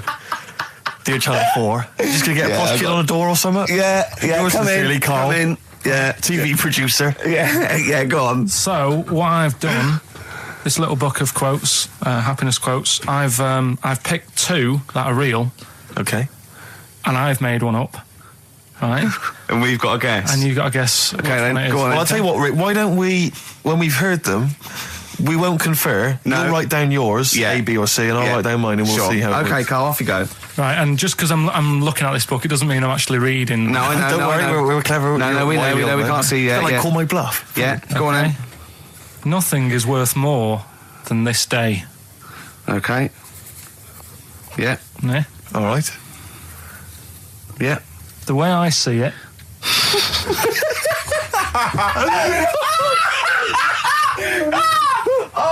Oh God! My head's gonna burst. No, hang on. My head's gonna burst. No, Hang on. this might not be Karl's. It might not be. How do you know I haven't tweaked them a little bit? Yeah, good point. fair Good enough. point. No, good point. The way I see it, if you want the rainbow, you got to put up with the rain. Yeah. Okay. All right? All right, yeah. Okay, hang on. It's not, yeah. Come on. Cat food. Cat food, come on. It stinks a bit. But if you don't put up with the smell, the little kitten will die. Steve! I don't know what to say! I don't know what to say. Imagine this in faking it. Imagine their faces when he says that. And they're going, oh my God. Oh. Karl, play a song, mate. We'll have to confer on this one. Right, Blair. Well, that's just amazing, Karl. Just read them again. Two were real, one was fake. Go on then. Right. First one. Nothing is worth more than this day. Excellent. Next one. What does that mean? Well, cherish now, cherish your time. Okay. Because you can't get it back, and you know that's the way I saw it. Carpe diem, whatever it is, seize the day and all that. Okay. If you want the rainbow, you've got to put up with the rain. Yeah, of course. Yeah, rough with the smooth. You know, it's not all plain sailing, but you know, rainbow's beautiful, but it comes because of the rain, which you might not like. So make the most of everything, and good. Cat food doesn't smell good, but if you don't put up with it, then the little kitten will die. Right, now, Karl, that is a good effort. Now, that one's yours. I mean, obviously, right? Right, no, but it's a good effort, right? I mean, it slipped seamlessly into the others. Yeah. Don't think it didn't. No, but it's good. I mean, we knew it was that one. But what I will say is, it's good, but what you don't know, maybe subconsciously, is, I mean, it's very similar to the putting up with the rain and the rainbow. But that's good. Why do you think that? Well, what does mine mean? Well, even though it smells bad, it's good for something. Right. So I didn't look at it like that. What did you look at? I kind of thought... Was yours more specifically about cat food, generally? Because, you know, normally it's an analogy. Yeah, or a metaphor for something, you know. Well, no, the way I mean, Dolly Parton, who I think did the rain thing, she wasn't specifically concerned about weather conditions. No. It was a sort of general idea. It was all about life. Yeah. Well, that's what I've done. Go on. I've used an everyday thing. Yeah. And put it with today's problems, right? Go on. So, like... my girlfriend, she might like to go shopping for clothes. I hate it. Right. But because I love her, I put up with it. Ah, that's nice. Yeah? Yeah. So, you love that little kitten. You can't stand the smell of the stuff you got to feed it. But because you love it, you go, well, you know, I'll put up with this just for a few minutes, and then I can, like, squeeze its head later and give it a little... Sorry! Squeeze its little head. Yeah, well, that's just the thing that I do with cats. Put it in a bag and drone it in a lake. I can feed it and then I can throw it against the wall. Exactly. So you didn't see it like that, did you? No, that's very good. So it's about love, is it? It's about putting up with the bad things for something you love. Yeah. Well, that's nice. But Karl, you seem now to be convinced and rather smug that you've tricked us and that you've fooled us and that we didn't understand it. Well, I say that's your fault, not ours. No, it's not, though. I mean, look, that man in Forrest Gump, he was a bit of a nutter. And he came up with the life as a box of chocolates thing. Yeah. Now, if that was in this book, you say, oh, yeah, brilliant, you know, good bit of work. But if he was sat here doing the show with you, you'd be taking the mickey out of him. Sometimes I feel he is. No, but Karl, I could. In fact, if people are out there, we're too lazy. Could you write down everything Karl's ever said? Because I think we could publish that. Yeah. He said one today. He saw my salamander. It's not a euphemism. He saw my salamander, and it's just sitting there in the tank. Your exotic pet. Yeah, and he's worried about there not being a lid on. And he said, I went, what are we worried about? He said, wow. He said it sits there for 24 hours a day, obviously planning to get out. Well, it's got nothing else on its mind, and it's, the daft thing is, he has actually got the lid ripped up a little bit. And he'll be looking up there, and it's going to get out. But what's the worst that could happen? What's it thinking? What do you think it's thinking, this salamander? It's got its eye on the DVD player. I can have Ian be down the market. Right. Okay. Right. The results of We ain't got a winner for the first time. Yes, we have. We've got loads. Feature for We've got loads of winners. No, we haven't. We've done this feature for 3 weeks. This is the first time I've managed to sort of. Well, let's go through them then. What have they got wrong? The first one. The first one. What was the first one? Well, hang on. Let's do them in reverse order for a second. So what's the last one? The last one. The clue was that bloke does sport on the telly, and he's got a little kid. What's that? That's Destiny's Child. Des, who does ITV Sport, has got a tiniest child, right? No, that's fine. They got that. Okay, Destiny's Child. What's the middle one? Well, the middle one. Right. Child. The second one was he doesn't like women. Yeah, he's got a couple of kids. That's a bit weird. Yeah. Right. That was PD. That was Puff Daddy. That is offensive. Go on. But it's not Puff Daddy. It's Puff Daddy. And he's not even called that anymore. He's called P. Diddy. Well. Okay, fair enough. But they got that one. Yeah. And if I'm being tight, these lot are as well. Yeah. Yeah. Tight means something in Manchester. Go on. Right. And the first one that they're having problems with, I don't think them birds should be allowed in this area. Got it. Boyzone. It's not Boyzone. What's the clue again? I don't think them birds should be allowed in this area. That is perfect. A boyzone. No birds. No women. No women, yeah, birds, right? A boyzone. Sorry, Karl. If that isn't the answer, their clue is better than yours. That is brilliant. What was yours? Boyzone, it works perfectly. What's your answer then? Bangles. What? I have no idea what that means. Like seagulls. So you don't want them in this area, so you're banning them. Bangles.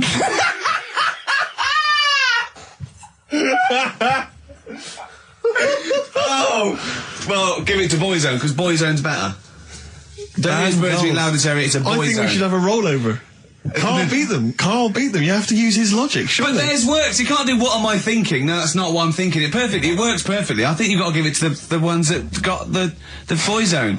Well, how about, right, because they didn't actually get into my head and my way of thinking, heaven right? forbid. How about we just keep back the David Attenborough, and they can have, I'll chuck in the Hellraiser, right? Okay. And Blondie album and the Madness one. Yeah, okay, pick a winner at random. Pick a winner, Steve. I'm going to give it to Paul Sloman, who got those answers, and he also says, P.S. Karl, you're a moron. So I'm giving that to Paul, and good luck to him. Right, well, he's got a crazy night tonight. If we can rush these over to him, he's got a cracking Saturday night. Well, if I'm a moron, I might get your address wrong when I send them to you. Ooh. Coming right back at you, Paul. Yes. Well, have I ever... This is probably the most embarrassing entrance stories. Yeah. I was down in South London once, went down to some party that was taking place in some kind of swanky bar where there was a doorman on the front and a charge. I think it was something mental, like a tenner to go in. It was crazy. It was ludicrous. I don't know what I was doing down there.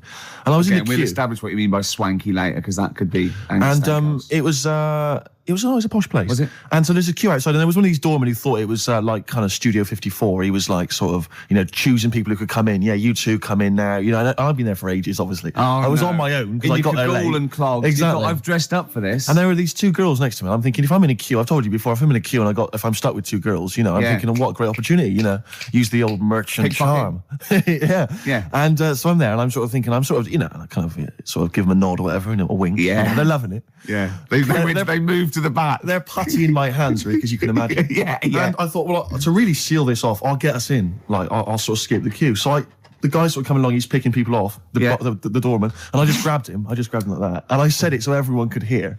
Right? And I thought this was brilliant. I said to him, how much is it? He went, 10 quid. I went, I'll give you 7.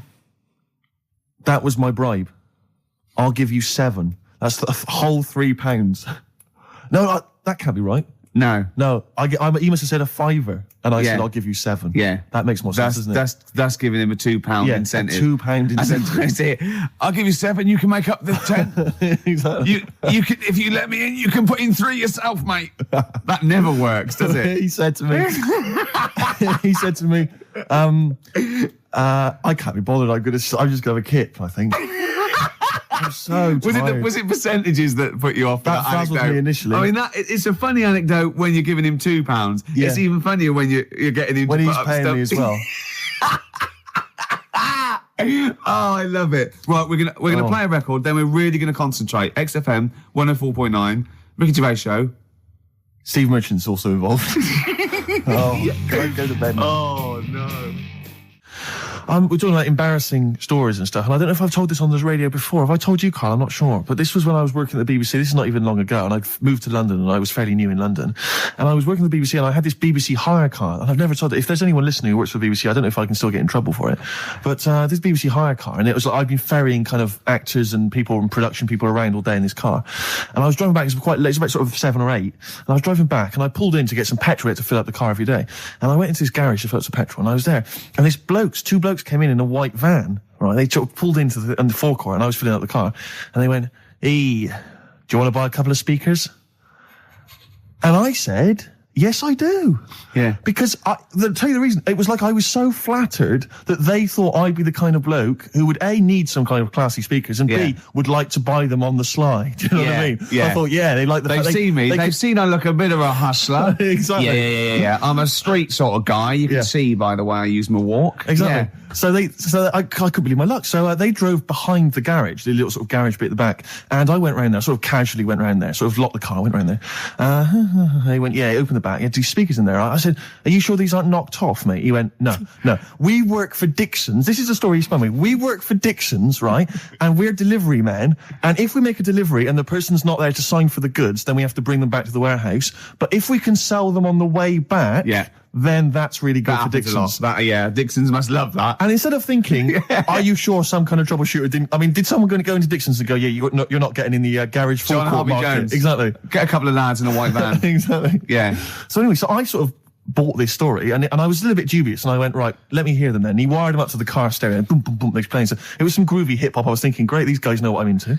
Yeah. And he's giving me the talk and stuff. And I said, I'm a bit worried these are knocked off. He went, no, listen, we got a bloke at Dixon's who can confirm this is fine, right? Phone him up, use my mobile, right? And quote this reference number, right? So I phone out, and it goes, I go, hi, some guys here in a garage forecourt trying to sell me some speakers. Just wanted to check. He went, it's fine. I went, should I just read the reference number or whatever? He went, if you want. And X14, and I went, yes, fine. Yeah. Okay. You know what that was, don't you? That was actually Mr. Dixon himself. Exactly. Yeah. Exactly. So I'm thinking, well, they sound great. They're giving me for a knockdown price. I'd say they were like 400 quid, they were like 200 quid or something. It was a good bargain. I was in the market for some speakers as well. Yeah. So while they were loading it's them all kosher. I phoned Dixon. Exactly. I phoned Dixon's. That's fine. Yeah. So while they're loading them in the back of the BBC hire car, right, I'm in there paying for the petrol, right, and the guy who's serving goes, all right. He goes, what were you doing around the back with those blokes? right? Because obviously there's security cameras filming this whole transaction, right? And he goes, what are you doing around the back? And I went, brilliantly, there's some old mates. Some of my mates were just having a chat and that. He went, oh, right, okay, like giving me obviously the evil eye. So I went back to the van. So I'm in the car now and I'm driving with one of the blokes who's in the van with me because I didn't have the money on me. So I had to go to the cash point to get the cash, right? So I'm driving with him and the other guy's like following me in the van and he was like a northerner like you and he's giving it all the, all right, yeah, you know. I tell him, my girlfriend's a DJ, she's got some of these speakers, they're fantastic, da-da-da, and he's giving me this. And then my mind starts working. Now that I've got a bit of time to think, I'm thinking, wait a minute, this all sounds a bit dodgy. Yeah. It dawned on me, Rick. You know, fool, are you? You're streetwise. Exactly. You're streetwise, Steve. Not only that, I was thinking, how am I going to get them home? I've got to drop the car off at the BBC. How am I going to get these huge speakers back to where I live? And how can I pay for them? Because I've just spent £100 on Find the Lady with a couple of blokes in the square. It seemed like a fair game. Some of his friends were winning. But so I explained to him, I said, I can't get them back to like Brixton where I was living at the time. He went, don't worry, give us an extra 20 quid, we'll take them home for you. Oh, that's good. Deliberate. They do a whole service, you see. And there's also a backup guarantee. Did they have the guarantee, the 3-month guarantee? They didn't. No. But I said, I'm not sure about that. He went, well, why don't you put them in a cab, send them back, and your housemates can collect it. I was like, oh, no, there'd be no one in. And I was beginning to sort of get a bit conscious of like, maybe this was a bit of a scam after all. So I pulled into like a little side road. And I said, I'm not sure I'm into this now, actually. He went, what are you talking about? It's 200 quid for a pair of speakers. It's a bargain. You never get a bargain like this, mate. I'm going, not too sure, actually. I don't think I want them. He went, 150 quid, mate. 150 quid. I went, no. He's 100 quid now to you. And I'm thinking, wait a minute, this doesn't sound like the kind of work that Dixons would be doing. Dixons don't do that when I go in. This is it. Dixons never negotiate in that way. When I go there, look around and I leave, they go, where are you going? Exactly. I go, no, we'll have anything then. Have anything for a So quid. I stopped the car and the white van pulled up behind me with his mates in. Sure. And I said, can you get them out? I'm not interested. And he went, 100 quid, mate. Oh, and he was just going, you tosser. You obviously want some speakers. And he was having a go at me. So I was carrying the speakers out and putting them back in the white van. And he was just shouting at me. He was going, 70 quid. I was like, 70 quid from 200. This is ludicrous. You realise that wasn't Dixon's policy then. Exactly. They don't usually shout, you tosser, as you leave the, leave the shop and walk down Camden High Street. They're not usually shouting, you tosser. You should have took the offer of like the monthly payments they've got on at the moment. So eventually I put them in there and I sort of knocked the deal on the head and I got back in my car and they were in theirs and I just looked in the rearview mirror and they were punching the dashboard like with aggression and venom, like we let that deal slip through our fingers. And I've never been so terrified in my life. I just sat there and I was just thinking, oh my God, all I was thinking now is what if I go back to the BBC and they go, we've had a call from the police, the man at the garage, he saw you doing a dodgy deal. I love it. Yeah. Well, what you do is you put the hire car in a drain in your front garden and then go in and out of the toilet, just pouring bleach down or Ajax and they never know. Yeah. Listen, let me just tell you briefly, this is another example of how people can just exploit you and make fun of you when you're tall. Yeah. I was quite tall. I've always been like about 6'7" for quite a while now. And when I was about 16, I went to a big New Year's celebration in Bristol, where I come from. And everyone kind of congregates in this big sort of part of town, and there's all people dancing around, like in Trafalgar Square. And I was there, and somehow I just picked up a balloon somewhere along the line, one of those kind of helium sort of balloons, and I was holding that, sort of dancing around. And these two girls came up to me, and I was thinking, yeah, okay, you know, it's New Year's Eve, brilliant, you know, that's my kind of party. Yeah. They came up, they went, hey. Once a year. And they said, you going to be here for long? And I went, well, maybe. And they said, it's just that we've arranged to meet back at you in about an hour. I went, what do you mean? I went, well, it's just because we can see you wherever you are. Don't worry, you can move around and stuff. We'll see you with the balloon. Just arranged to meet some friends. I love that. A landmark. So, like, pilots use that. Oh, we're just coming in. There's where we go. When we see Steve Merchant, we'll be descending to Bristol Temple Mead. What's really funny is New Year's Eve, Trafalgar Square, you got a huge column, but they use Steve as like the meeting point. Steve's got a huge column. Brilliant, Rick. Well done. Award-winning comedy from Ricky Gervais. So I went to a party and I was quite excited because I had the car, the motor, and there was a chick heading down to the party that I was like, you know, I had my eye on. And I thought, you know, now I've got a car and going to the party, it's going to be amazing, right? And various friends had said, like, can we get a lift? I thought, yeah, groovy. I'll pick up the chick as well, who was a friend of a friend. So cruising down to the party in the motor, you know, the Volvo estate, and there's nothing sexier than that. You know, slipping a little bit of Billy Joel on the stereo or whatever. Oh, something classy. Go Exactly. And maybe it was Billy Ocean. I think maybe it was quite a Billy. Maybe it was Get Out of My Dreams, Get Into My Car. Ideally. Yeah. So I get to the party, and inevitably it was one of those house parties where the chick that I had my eye on, she kind of was chatting to other guys, and she wasn't really paying attention to me, and I was sort of... Trying hard to get, was she again? Same old story. Oh, they make me They laugh. know how to tease, don't they, the ladies? Laugh. Who are they kidding? So I'd follow her like a dog, from room to room. Yeah. And watch her Quite while... literally, sometimes he was barking. Yeah. And while, just watch her while she talked to other blokes. And then, obviously because I was driving, I wasn't drinking, so I was not really enjoying myself. And then somebody said, should we go and pick up Vera? And I thought, right, okay. And they went, Steve's got a car, let's all leap in there. We'll go pick up Vera. And this girl was like up for it as well. So I thought, brilliant, I'll be back in the car with her, away from all these lads. Yeah. One guy she had her eye on, he came as well. I was a little bit annoyed. Yeah. But anyway, he was in the car. So I'm driving down these country lanes, just driving along, and they're directing me. They're saying, go left here, go right. And then suddenly we stop, and one of them goes, just drive into that field, this pitch black field, right? And I'm sort of, well, it is my parents' car. Just drive in the field, Steve. I'm thinking, well, I don't want to, not seem like I'm a hard, cool, crazy kind of guy, because the chick's in the car. So I drove the car into the field. They all leapt out, started running off into the darkness, shouting, Vera, Vera, Vera, where are you? So I'm just sort of sat there in the car waiting. Wasn't Vera Lynn, was it? Because she likes to hide in fields. Bizarrely, it wasn't. Right. It was just, I was just left in the car on my own with Billy Ocean, and suddenly, at the darkness, they come back holding a Vietnamese pot-bellied pig that they had stole from a nearby farm, and they knew that the pig was called Vera because someone knew the farmer or something. Anyway, so they got this pig, so now they're going, I'll put the pig in the back of the car, we'll take it back to the party, it'll be hilarious. I'm thinking, well, I'm not sure I want a pig and all its, piggy crap in the car, right, crammed in there. But they say, yes, so obviously I'm thinking again, I don't want to look like I'm, a nerd.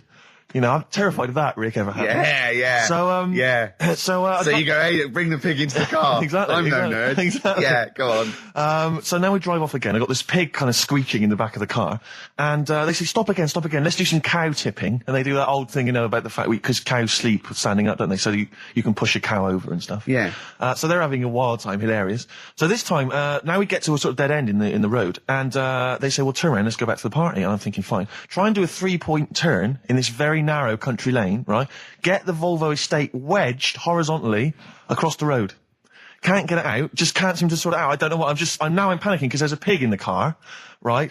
And, local disgruntled farmers, right? People drunk, partying, probably off their head on some kind of weed, Rick. Was it loads of blokes with, pitchforks and flaming torches Exactly. going, burn him. He's playing with our pig. Exactly that. And so that, I was so terrified that all I could think was they're going to have to send a helicopter to lower a magnet onto the top of the car to lift the car up and put it the right way around. You used to read a lot of comics, didn't you? Yeah. So, do you know what I started doing? What? Crying. Did you really? Yeah. Why? Just started crying, just very slightly, started getting upset. And the other guy that the girl fancied, he had to get into the driving seat and sort it out for me by slowly edging forward So and that's backwards. the worst bit of the whole story. Yeah, edging slowly back and forwards. He just sorted it out, just slowly worked the car back round, and then we were off. You were just gently weeping. Just gently weeping in the back. The bloke had just taken the bird that you saw from a distance. Exactly. That was basically your wife in your head by then. Oh, yeah. Was it? I can't We were believe it. happily married with a pig for a child. Don't joke, that could happen. I know. The pigs come, if you like. Sorry? What? What did you say? What did you say? What did you say? When you do what, Carl? What? What did you say? No, what did you say? Because I don't want to have to go to the radio authority again. What did you say then? Just remember.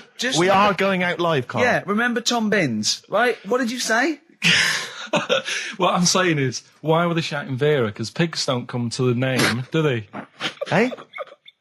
I don't know the ins and outs of pig, have how to lure a pig into your trap. Can I just tell you some very, very interesting things about pigs? Please do. Right. One, everyone knows they have a corkscrew-shaped penis, right? A corkscrew-shaped penis. That's the tail, isn't it? Two, they can't look up. They can't put their head back and look up, right? Three, they can have a 30-minute orgasm. Rick, is it only pigs that have got a corkscrew-shaped penis? No, and landlords. Okay. Very handy. Right. But I was in the there was this woman sat next to me. She was a big fan one. She was crunching on some popcorn. Again, that's a crime. Why they're selling popcorn in cinemas? I don't understand why She the needs to noisiest. eat regularly, Why she's have the noise? Why the noisiest food in a cinema? Yeah. I don't understand why that's come about. Yeah. Really makes me angry. Yeah. Exactly right. Smoothies. We want smoothies without straws. Exactly. The trailer for that film AI, Artificial Intelligence, came on. Remember that? And the tagline was, David is 11 years old. He weighs 60 pounds. He's 4'6" tall. He has brown hair. His love is real, but he is not. Oh, yeah. And she just went, how old was he again? To her boyfriend. Right? Just ruined everything. War film trailer comes on for some Pearl Harbor or something. She goes, yeah, I don't fancy that. Just announcing this, don't fancy that. Too many war films. So then the trailer, then the opening credit comes on for Crouching Tiger. Before that, you know that thing that comes up that says it's signed by the BBFC and it has the kind of certificate and everything, and that certificate to say what age you have to be to see it. That came up, and it said Crouching Tiger, Hidden Dragon in brackets subtitles. She went, "It's not subtitled, is it?"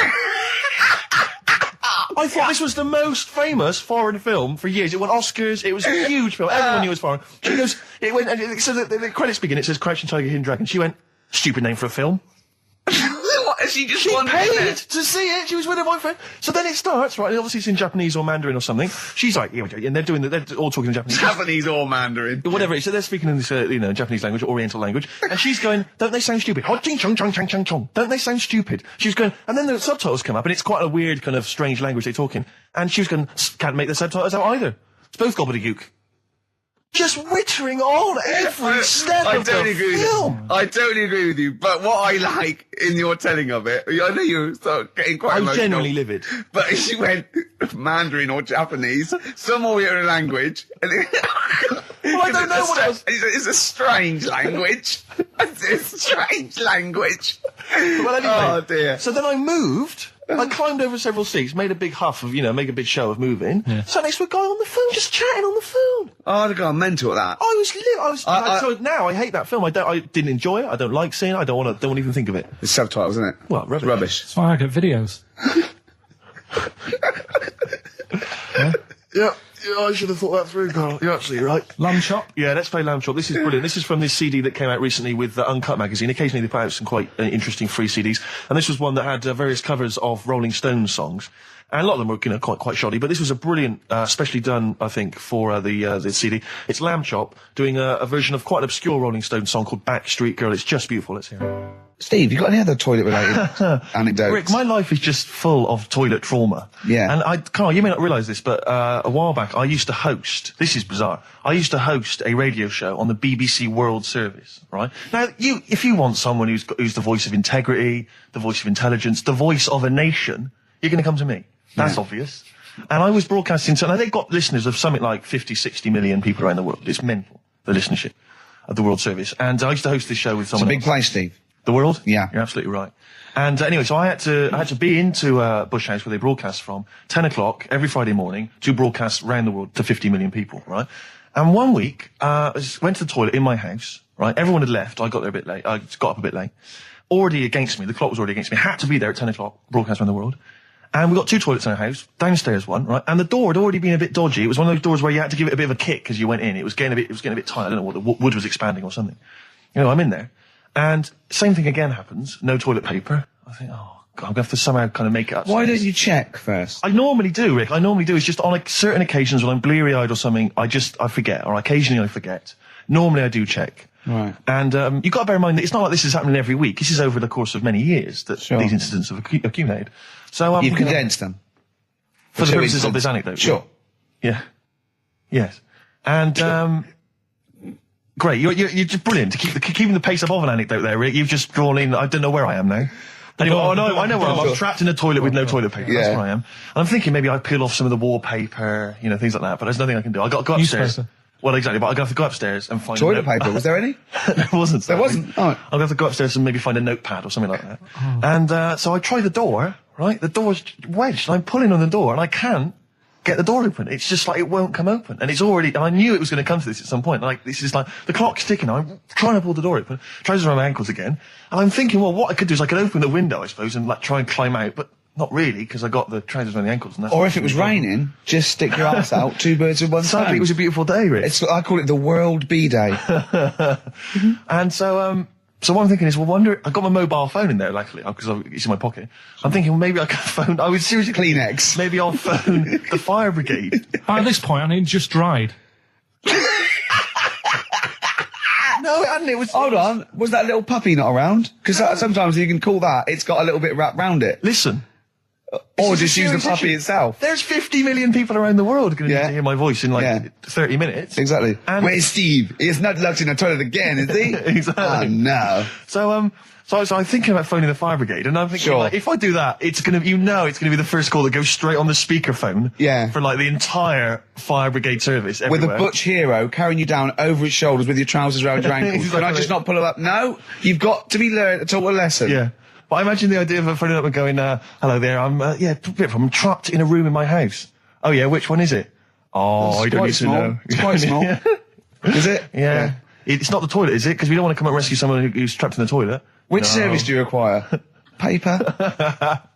So I think I can't find the fire brigade. The clock's ticking. So then I think one of my housemates is still in the house, but still asleep. So I phone the house number. Right, phone rings and rings and rings for ages. And eventually he answers the phone, right? Gets out of bed, answers the phone, yeah. Hi, it's Steve. All right, what's wrong? What are you doing? What are you doing? All right, yeah. I didn't wait to know. What are you doing?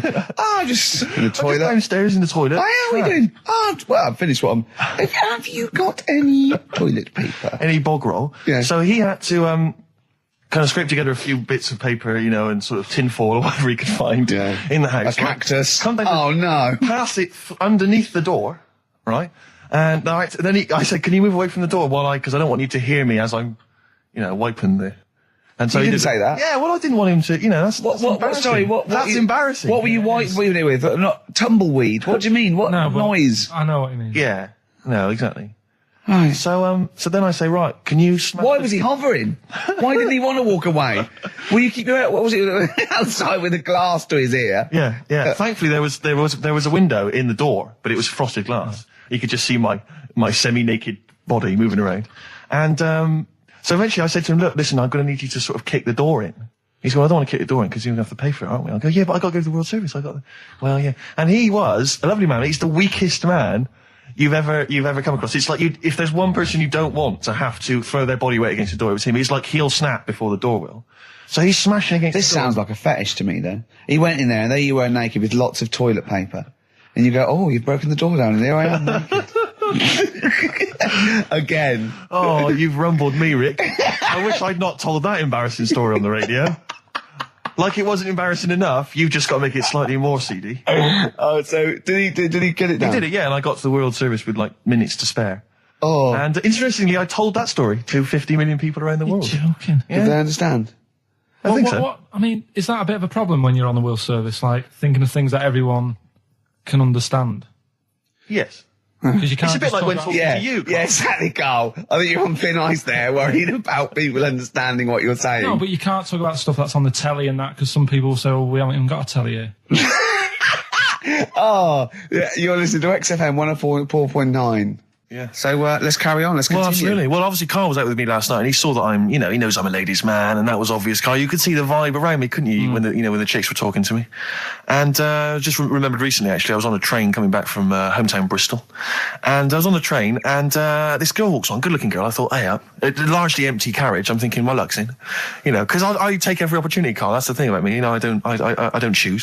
She was a good-looking girl. She sat down. I thought she sat down right near me. I thought, brilliant. As this guy comes up behind her, and says, I think it's probably a boyfriend or something, sits down next to her. And I listened in on the conversation, obviously, because I'm pretending to read. It was very clever. I read the same page for hours, so I was pretending to listen. I was listening, but pretending to read. And I realised that it's not her boyfriend or anything, it's just some guy she's met on the platform. And I'm thinking, brilliant, if she's the kind of girl who's just going to start talking to someone, on a platform, on a train, brilliant, I'm going to be in here. Because he was only going one stop. So I'm thinking, what's the worst that can happen? He'll nick off, I'll get chatting to her, and who knows, I could join the... is there a train equivalent? Foot High Club. The Foot High Club, brilliant. And so I'm excited, I'm listening in. And it turns out that they're both kind of graduates who've just finished university, or they're coming to their finals or something. And they're chatting away, and he's making a couple of witticisms, and she's kind of tittering at his jokes. I'm thinking, well, I'll tell you this, if she's laughing at this kind of material, I am going to blow her away, with my kind of anecdotes and wry observations, It was weak stuff, I got to be honest. Really? He was coming out with nothing. He was running on empty, as far as I'm concerned. Yeah. And she was loving it. So I'm thinking, brilliant, I'm going to be right in here. And then they get moving on to higher brow things, and I think she was going to study kind of Marxism or something like that, or communism, something. And she was asking him, by way of conversation, she was asking him what he knew about Marxism, And he was fumbling for his vague knowledge of it that he had in his life. And I'm just sat there thinking, come on, love, in any given capitalist environment, the proletariat will revolt against their oppression by the bourgeoisie, and after a brief period of socialist rule, emerges a classist society governed by community cooperation. Well, if that sort of talk wouldn't get a woman hot, I don't know what you'd use then. If Marx and Engels is not going to get a woman sweaty down below, hello, I then know. nothing is. No. Then my name is You're not just Steve biding Hodgson. your time. Exactly. Yeah? I'm just going to go in for the kill any minute. Yeah. So anyway, it comes to his stop, right? He gets up. I'm thinking, this is a piece of cake. And he gets off, and off he goes. He walks off. And I'm thinking, brilliant. And I thought, I'll wait. I'll wait till the train's pulled away. I'm not going to leap in straight away. No. And he comes back along the carriage. And I'm thinking, hang on a minute. He goes, listen, do you mind if I give you my email address? Oh. Right? And if you want to get in touch, email me. I'm thinking, come on, you loser. Get off now. Save your face, please, before it's too embarrassing. She accepts the email address because she obviously doesn't want to hurt his feelings, whatever. I'm thinking, fair enough. She's a good woman. I'm liking her. I'm loving her. I'm thinking, that's my kind of girl. So anyway, he gets off. I'm sat there, the train pulls away. I'm thinking, I'll wait a few minutes, I'll just, give it some time. Her phone rings. It's her friend on the phone. And she starts to, and I was listening in, and she was going, just met a guy on the train. I'm thinking, yeah, that's true enough. She goes, yeah, he was a good-looking guy. I thought, you're having a laugh, love. To be honest. Because I was looking at him, and she said to her friend, he looks a bit like tennis player Boris Becker. I thought, you should be so lucky. Frankly, because I saw him, he had awful facial hair, if that's what makes him look like Boris Becker. Terrible little goatee beard. It was laughable. I thought, I don't know. And then she goes to thing, and she's like, yeah, I met him, we got chatting and stuff, and she was going, it's not often that you meet someone, generally in life, who's, kind of thoughtful and intelligent and funny. I thought to myself, I'm not even going to waste my time with you, love. Frankly, if that's what you thought of him. You just walked away. And I'll be honest with you, I didn't even bother talking to her. No, you were I just didn't even above waste it. my time with her. If she thinks that bloke is not only great looking, funny, but funny and intelligent, and she got on well, and he was polite, and it was a chance meeting, and he thought, and she thought that you were like a freaky looking dork who didn't even have the nerve to speak. That is what she thinks, then I don't want to know her. I couldn't. You walked away, and good luck to you. And I have my dignity intact. Yes, and she's nothing. Oh look, you're actually a little bit stressed out, aren't you? Because you had a drink last night, didn't you? I had a couple of drinks. Yeah. I was down at Steve's night. He was doing a bit of DJ. Yeah. Went down a store. And that's why you're all grumpy. What? Do you hear what he just said? What? I was DJing last night. Obviously that XFM evening. Yeah. Hour and a half. My friend and I split the time on the decks. Yeah. What was the word you just used? He went down a storm. We went down a storm. Right, 3 girls, I was walking to the toilets during my set. 3 girls went, you are a genius. Right? What's his name? Dane Bowers? Why? Zane Lowe? Because you played records in a certain order. Yes. Sorry, Rick, if you can't deal with that. Sorry if you're a little bit jealous, because this time you can't share the award. All right? Dear. But it was my credit this time. You can tell he hasn't been a DJ. Because it's not just about... It's not just about that. The songs you play, it's the way you play them. The way you play them, whether it's 33 or 45, very important.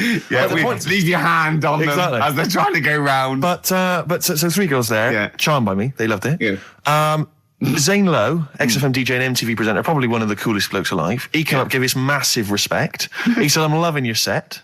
He actually used those words, right? There were people coming up, they couldn't believe their luck. It was roaring. We'd stick on a track, people would cheer as it came on, right? My particular favourite, Karl, I think you'll agree, my particular triumvirate, LL Cool J, Mama Said Knock You Out, leading straight into House of Pain, Jump Around, then straight into that current Elvis track that's been re-released, remixed by Junkie XL. I played the original, which I'd already played on XFM before. I'm already there, cutting edge. Yeah. Right? 3 old tracks, you mean? 3 old tracks. In a row? Yep.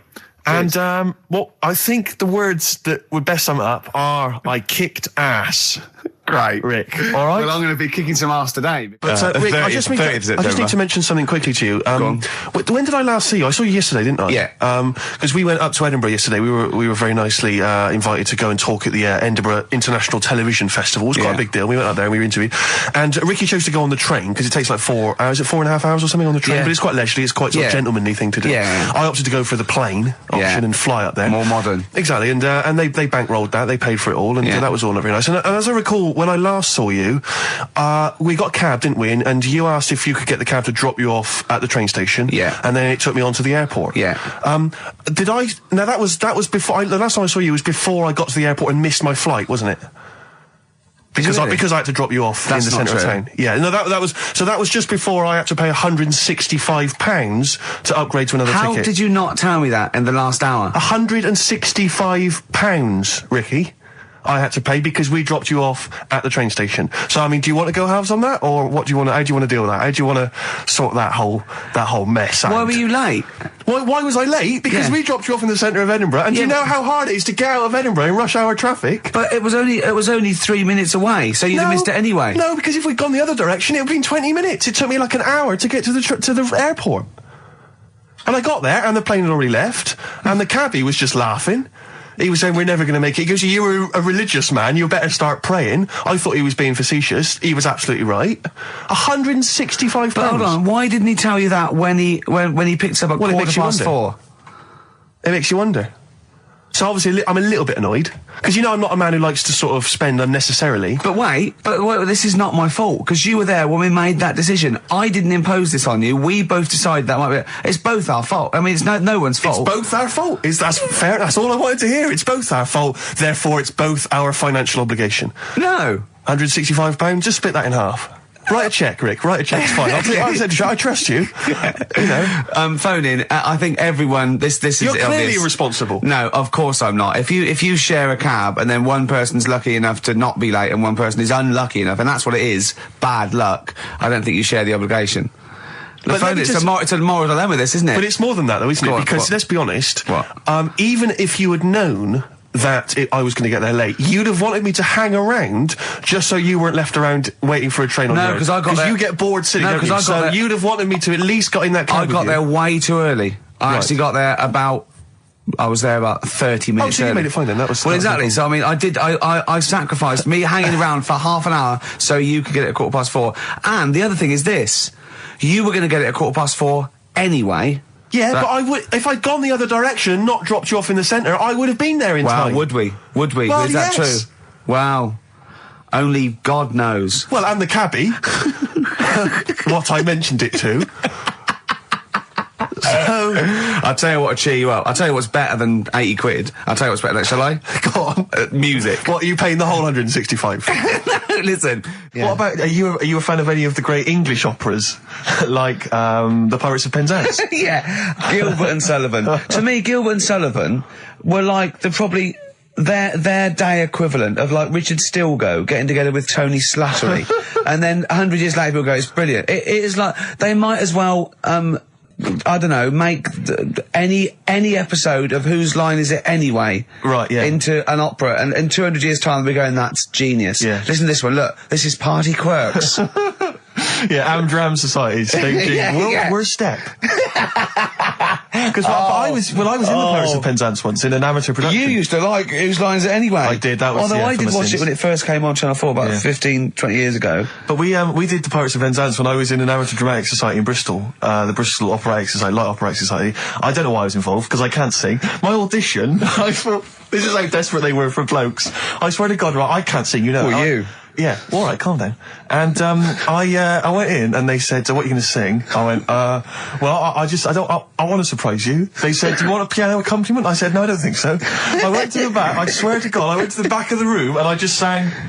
Thumbelina, Thumbelina, tiny little thing. Thumbelina dance, Thumbelina sing. Thumbelina, what's the difference if you're very small? 'Cause when your heart is full of love, you're 6 feet tall. I just did that. And they just looked at me like I was the weirdest freak they'd ever had. Immediately put me in the chorus, because that was how desperate they were for blokes. We staged it, we rehearsed it. I couldn't remember the lyrics. Thank God you were doing Thumbelina. Yeah. Oh, but dear. I couldn't remember the lyrics. What was it for? Was it Gilbert and Sullivan? It was the Pirates of Penzance. There weren't enough blokes, right? So we had to double up. So some of the pirates had to double up as the policemen who were chasing the pirates. A little bit problematic in the scene when the policemen and the pirates have a fight. That was a little bit tricky. And the worst things, there's this sequence where like the daughters of the Major General all kind of like, oh beautiful, something like, you know, oh beautiful little girls are we, la la la la la la la. And the women they must have all been over 40. I mean, real kind of toothless crones creeping around in their 90s. Is it the sort of women that buy one of those sort of porcelain dolls from the TV and go, look, I've had a baby. It's not a real baby. It is a real baby. I'm going to stab you. Yeah. One of those. Exactly. It's the sort of women that you'd see maybe on TV's Bargain Hunt. You know, the kind of contestants you get on there. Those are women who sort of, they're in Amdram and they think they've clung on to their looks, but they have never made it in the guy who was playing there's a guy who's supposed to be an 18-year-old prince, an 18-year-old pirate, the Pirate King. He must have been 40 years a day. He also directed the show though, so he got to prance around in these thigh-high boots. Ludicrous. It was so embarrassing. It was shameful, really. I'd love to go to Amdram. Amdram is a whole other world. It's such an incredible place. Because there's so much much backbiting and envy and... Really? Oh, it's incredible. I mean, it's worse than the real world of theatre and TV. It's unbelievable. Because the same old people get to do it every year because they can hold a note. Can we go along? You would absolutely adore it, Gervais. It is film it, a secret camera. I got to Is get it rid true? of it. Talking about when his dad said that, and then you told me something that I find amazing. Oh, well, the your- thing is, yeah, it's Christmas. Obviously, I've got to go back to Bristol. I love seeing my family. Well, yeah, I do. But it means I see my grandparents, who are, you know, brilliant people. I mean, lovely people, but mental. I mean, utterly mental. And they've taken now to, there must be sort of 80 a piece. And it is quite an old age, but they're fairly good health, relatively speaking. And they just spend their time in bed. I mean, that's all they do, is that's their profession. They've retired to go to bed. And they spend all the time in bed. I tell you what they're like. They're like that old guy, they're like all that old family in Charlie and the Chocolate Factory. Oh, yeah. Remember, none of them had got up for like 25 years. Yeah. And But you said that they go to bed and they go to sleep, but then when they wake up, what they do is put an extra pillow so they're slightly more upright, and that's them in the day in bed. That's Right, so the that's daytime thing. But they get up and cook and stuff. What they do is they've got about 6 teeth between them. I mean, my grandmother needs false teeth, but refuses to go and have the old ones extracted and the false teeth fitted. So she's working with about 3 or 4 teeth. Oh. My grandfather had false teeth given to him during the war. Wooden ones? Well, it was plastic teeth on a wooden pallet, right, that sits at the top of the mouth. He's still got the wooden pallet, but most of the teeth have come off. So there's about 4 teeth left, 4 false teeth. He's got a set of false teeth that make him look like he needs false teeth. I mean, that's pretty bizarre. So the problem is that they have to get up. They get up about 7 in the morning to put on, say, you know, some beef or lamb, whichever they're going to cook. They put it on at 6 in the morning, 7 in the morning, so that by the time they eat it at 6 at night, they can use the phrase, this is what a good meal is for my grandparents, if they can use the phrase, oh, that's lovely, you could suck it away.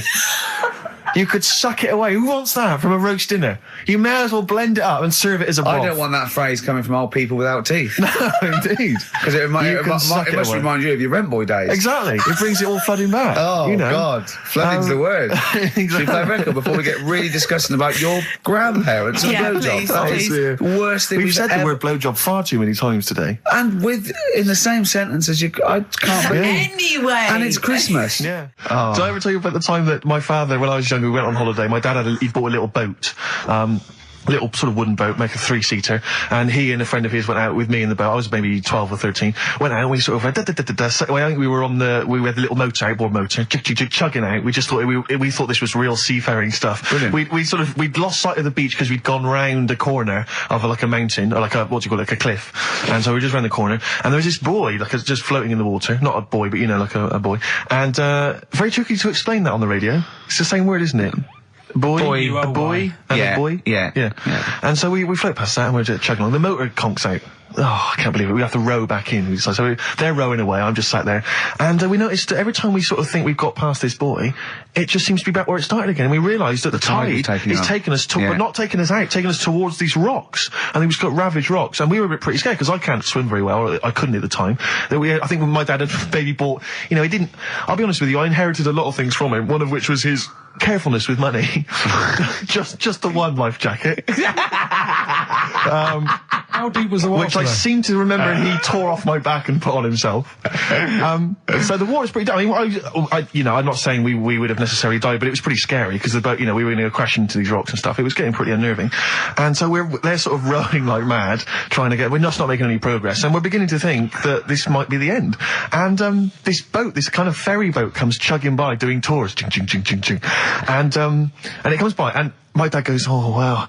We were going, brilliant, they can help us. They'll throw us a rope, they'll tow us back in. He was going, you've got to be careful though, hang on, because according to the laws of the sea, if he rescues us, Steve, he can claim my boat.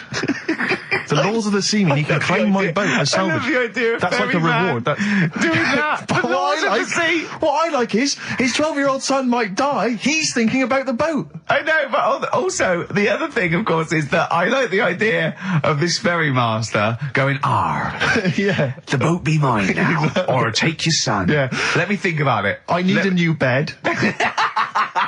That'll be just right. King size. Oh dear, that's lovely. But, because when I was younger, I remember being outside the post office once when I was about 10 or 12 and finding a purse and thinking, oh, that's nice. And opening it up, there was some money in there and a pension book, and so it was obviously an old lady. I found an address, I sent it to her, and my mum said, you know, you've been so good there, you'll probably get a little reward. She'll probably send you a little reward. Nothing. I got maybe a thank you note, but no cash, no moolah, nothing. Really? And I was livid, because I'd been told that I was going to get a reward. I thought I've been a good Samaritan, nothing.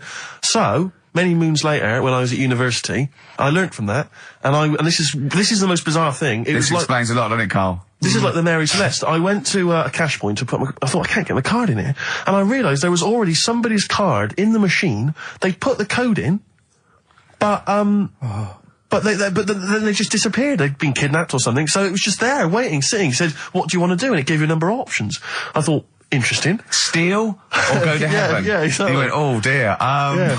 Well, I pressed balance just to check what their bank balance was. Unbelievable. It was a considerable sum of money. I'm not going to lie to you. It was not typical student debt. It was like, I think they were a foreign student. There was a lot of cash in there, a lot of money. Did you feel a slight bulge in your trousers when you saw the amount of money? I couldn't believe my luck. I thought to myself, now then, I could just take that card out and hand it in, or I could teach them a small lesson. Right. And maybe give myself a reward, because last time I did that, I didn't get a reward. So if I give myself £30, then I'll take the card out. 30? Give myself 30. You didn't really? Well, I thought that's a good reward. And I went in, I handed the card in, I took that. Steve, and that's a little reward for me. And I'll tell you this, don't think it's evil, because I went in and I bought everyone a drink. Well, brilliant. Yeah, I didn't tell them I got the money free. Well done. Excellent. So probably gangsters are quite generous with the money they've stolen from other people. Yes, but someone's negligence, Rick, has lent... the thing is this, Steve, right? I believe it, except they're buying people a drink, Carl. What do you think? Well, I kind of thought that when he said it, but then I thought, but they'll be buying him back. So he's still so in a way, he's still a winner. Yeah. Everyone's a winner in that situation, including the student, because frankly, if there had been a less scrupulous person who found it, they'd have probably helped themselves to a considerable sum. I cannot believe he did that. There was thousands and thousands of pounds in there. What if Beadle had jumped out and slapped you with his little claw and said, we've been filming this, merchant? Well, so what? How old were you then? I don't know, 19, 20? Would you do it again, or was it just to get the world back for the old lady's purse? Possibly do it again, yeah.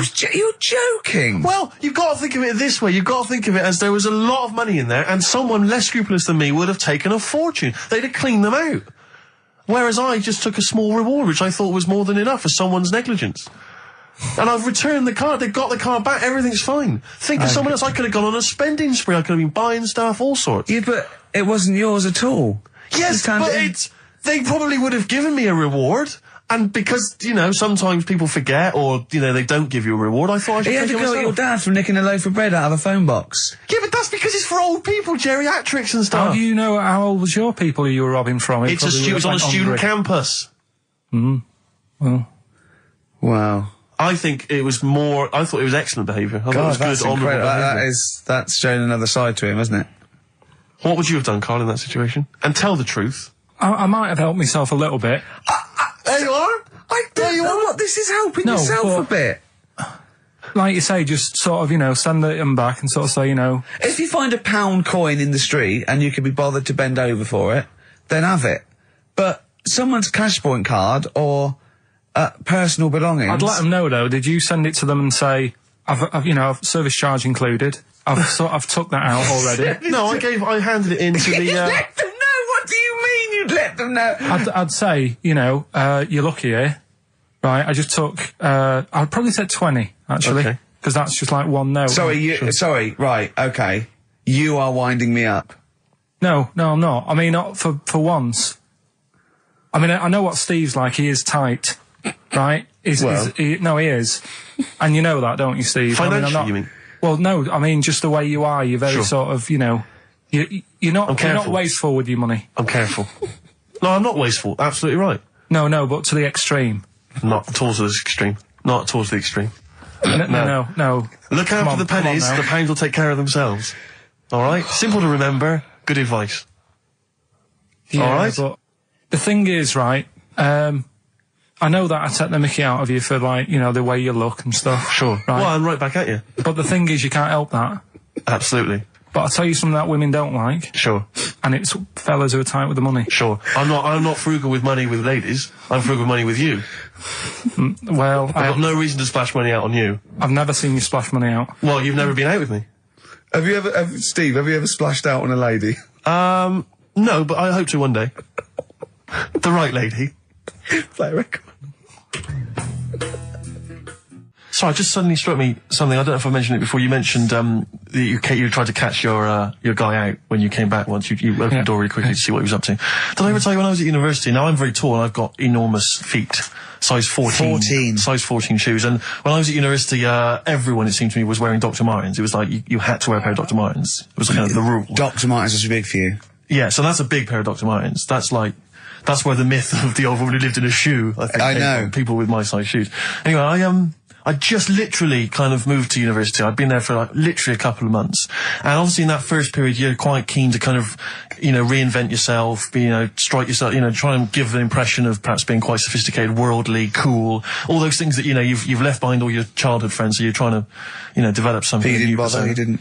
What, sorry? You didn't bother? No, I was working hard on it, and I was kind of, I was doing alright, and I had a tie-dye shirt, and I was looking good. And, so I was trying, working hard to try and seem kind of cool and, not freakish. And, I came back from studies once, and I came in, and there was a little old cleaning lady that kind of would always come in every day and clean up our halls of residence. And I came back, and my door of my room was open, and there was like a little huddle of people just peering in, right? And I thought, this is odd, that my door's open and I'm not in there, and there's people staring in the door. And I looked in, and the little cleaning lady had my Dr. Martens on and was clumping around. Making them all laugh. Making them all laugh, doing an impression of me. That's amazing. Imagine that. Imagine the psychological scars that has. I don't know that she's more popular than you. Yeah, exactly. And they go, come on, Maud, let's go to the JCR. Exactly. And they carry her down. They go, drink. And she goes to, Steve, you better have that spotless by the time I come back. You go, all right, I will. All right. But what I like is the fact that I'm sure that's not part of the cleaner's code. The cleaner's code is you don't have the keys to everyone's room so you can go through their belongings and play practical jokes. I mean, surely it's a kind of, there's a trust. She must have looked like a wall bracket. I went bowling with him once the first time, and we went bowling at this place. Where was it? I mean, Finsbury Park. And I'd never been before. And he goes, you got to wear special shoes. I went, all right. He went, so. He goes, have you got size 14? And she went, yeah, I've got one pair. And she put them on the table, and they look like crusty. Honestly, honestly, it looked like it was. I just started laughing because they're so long and thin anyway, and they're multicoloured, aren't they? They're two colours, and it looked like Krusty the Clown's feet. And then this teacher just went, all right, 14. That is big, isn't it? It is a huge size shoe. You're right. Yeah, and it was just the one cleaner in them. Just the one, sadly. She did have loads of kids eventually and brought them up in there. I wanted to buy a laptop computer, and everyone said, go up Tottenham Court Road, and I was reading like magazines and stuff. They were saying haggle, make sure you haggle, make sure you're planning to haggle, get the best deal you can. And I found a shop which was selling the computer I wanted, and I went in there, and I had this whole plan in my mind of what was going to happen. He was going to say, like, it's worth this. I'm going to go, well, look, I can get it cheaper here. I want to buy it from you. I'm going to haggle, and off I went. So I went in the shop, and I said, yeah, looking for this, interested in this Toshiba. How much is it? He went, it's 1,500 quid. I went, sure. Okay. I said, I'll give you 1,300. He went, it's 1,500. And I said, sure, but I'm willing to give you 1,300. He went, 1,500. And I was done already because he hadn't even begun to haggle. And I was assuming he'd at least go 1,400 and we could start, but nothing. So now I was screwed. My whole plan went out the window. Yeah. What did you do? Just leave? No, I said to him, the thing is I can get this computer cheaper down the road, but, I like what you're providing here. I like your service. I've had good stuff about you. It was amazing. I said, I've heard good stuff about you. And he went, I said, seriously, I can walk down the street, I can buy it there for cheap for like 1,400. And he went, well, see you later then. And I was like, right. So I walked out the place. I said, well, I'm going to have to leave then. And I walked out the place, and of course I wanted to get it from there because it was still the cheapest, so I had to walk back in again. I went, yeah. I've just had some second thoughts. Listen, I'll tell you what, I'll pay the 1,500. Can I get a free carry case? He went, the carry case is free anyway. I said, I'll take it. The carry case is free. I got nothing. No, but how much would you charge for that if it was on sale? Carry case a tenner. Well, let's just say it is a tenner. Give it to me for free. And he went, no, it's a tenner. And he went, well, you said it was free a minute. Yeah. It's just pathetic. That is lovely. It's having to walk out making a big statement and then come back in again. Oh.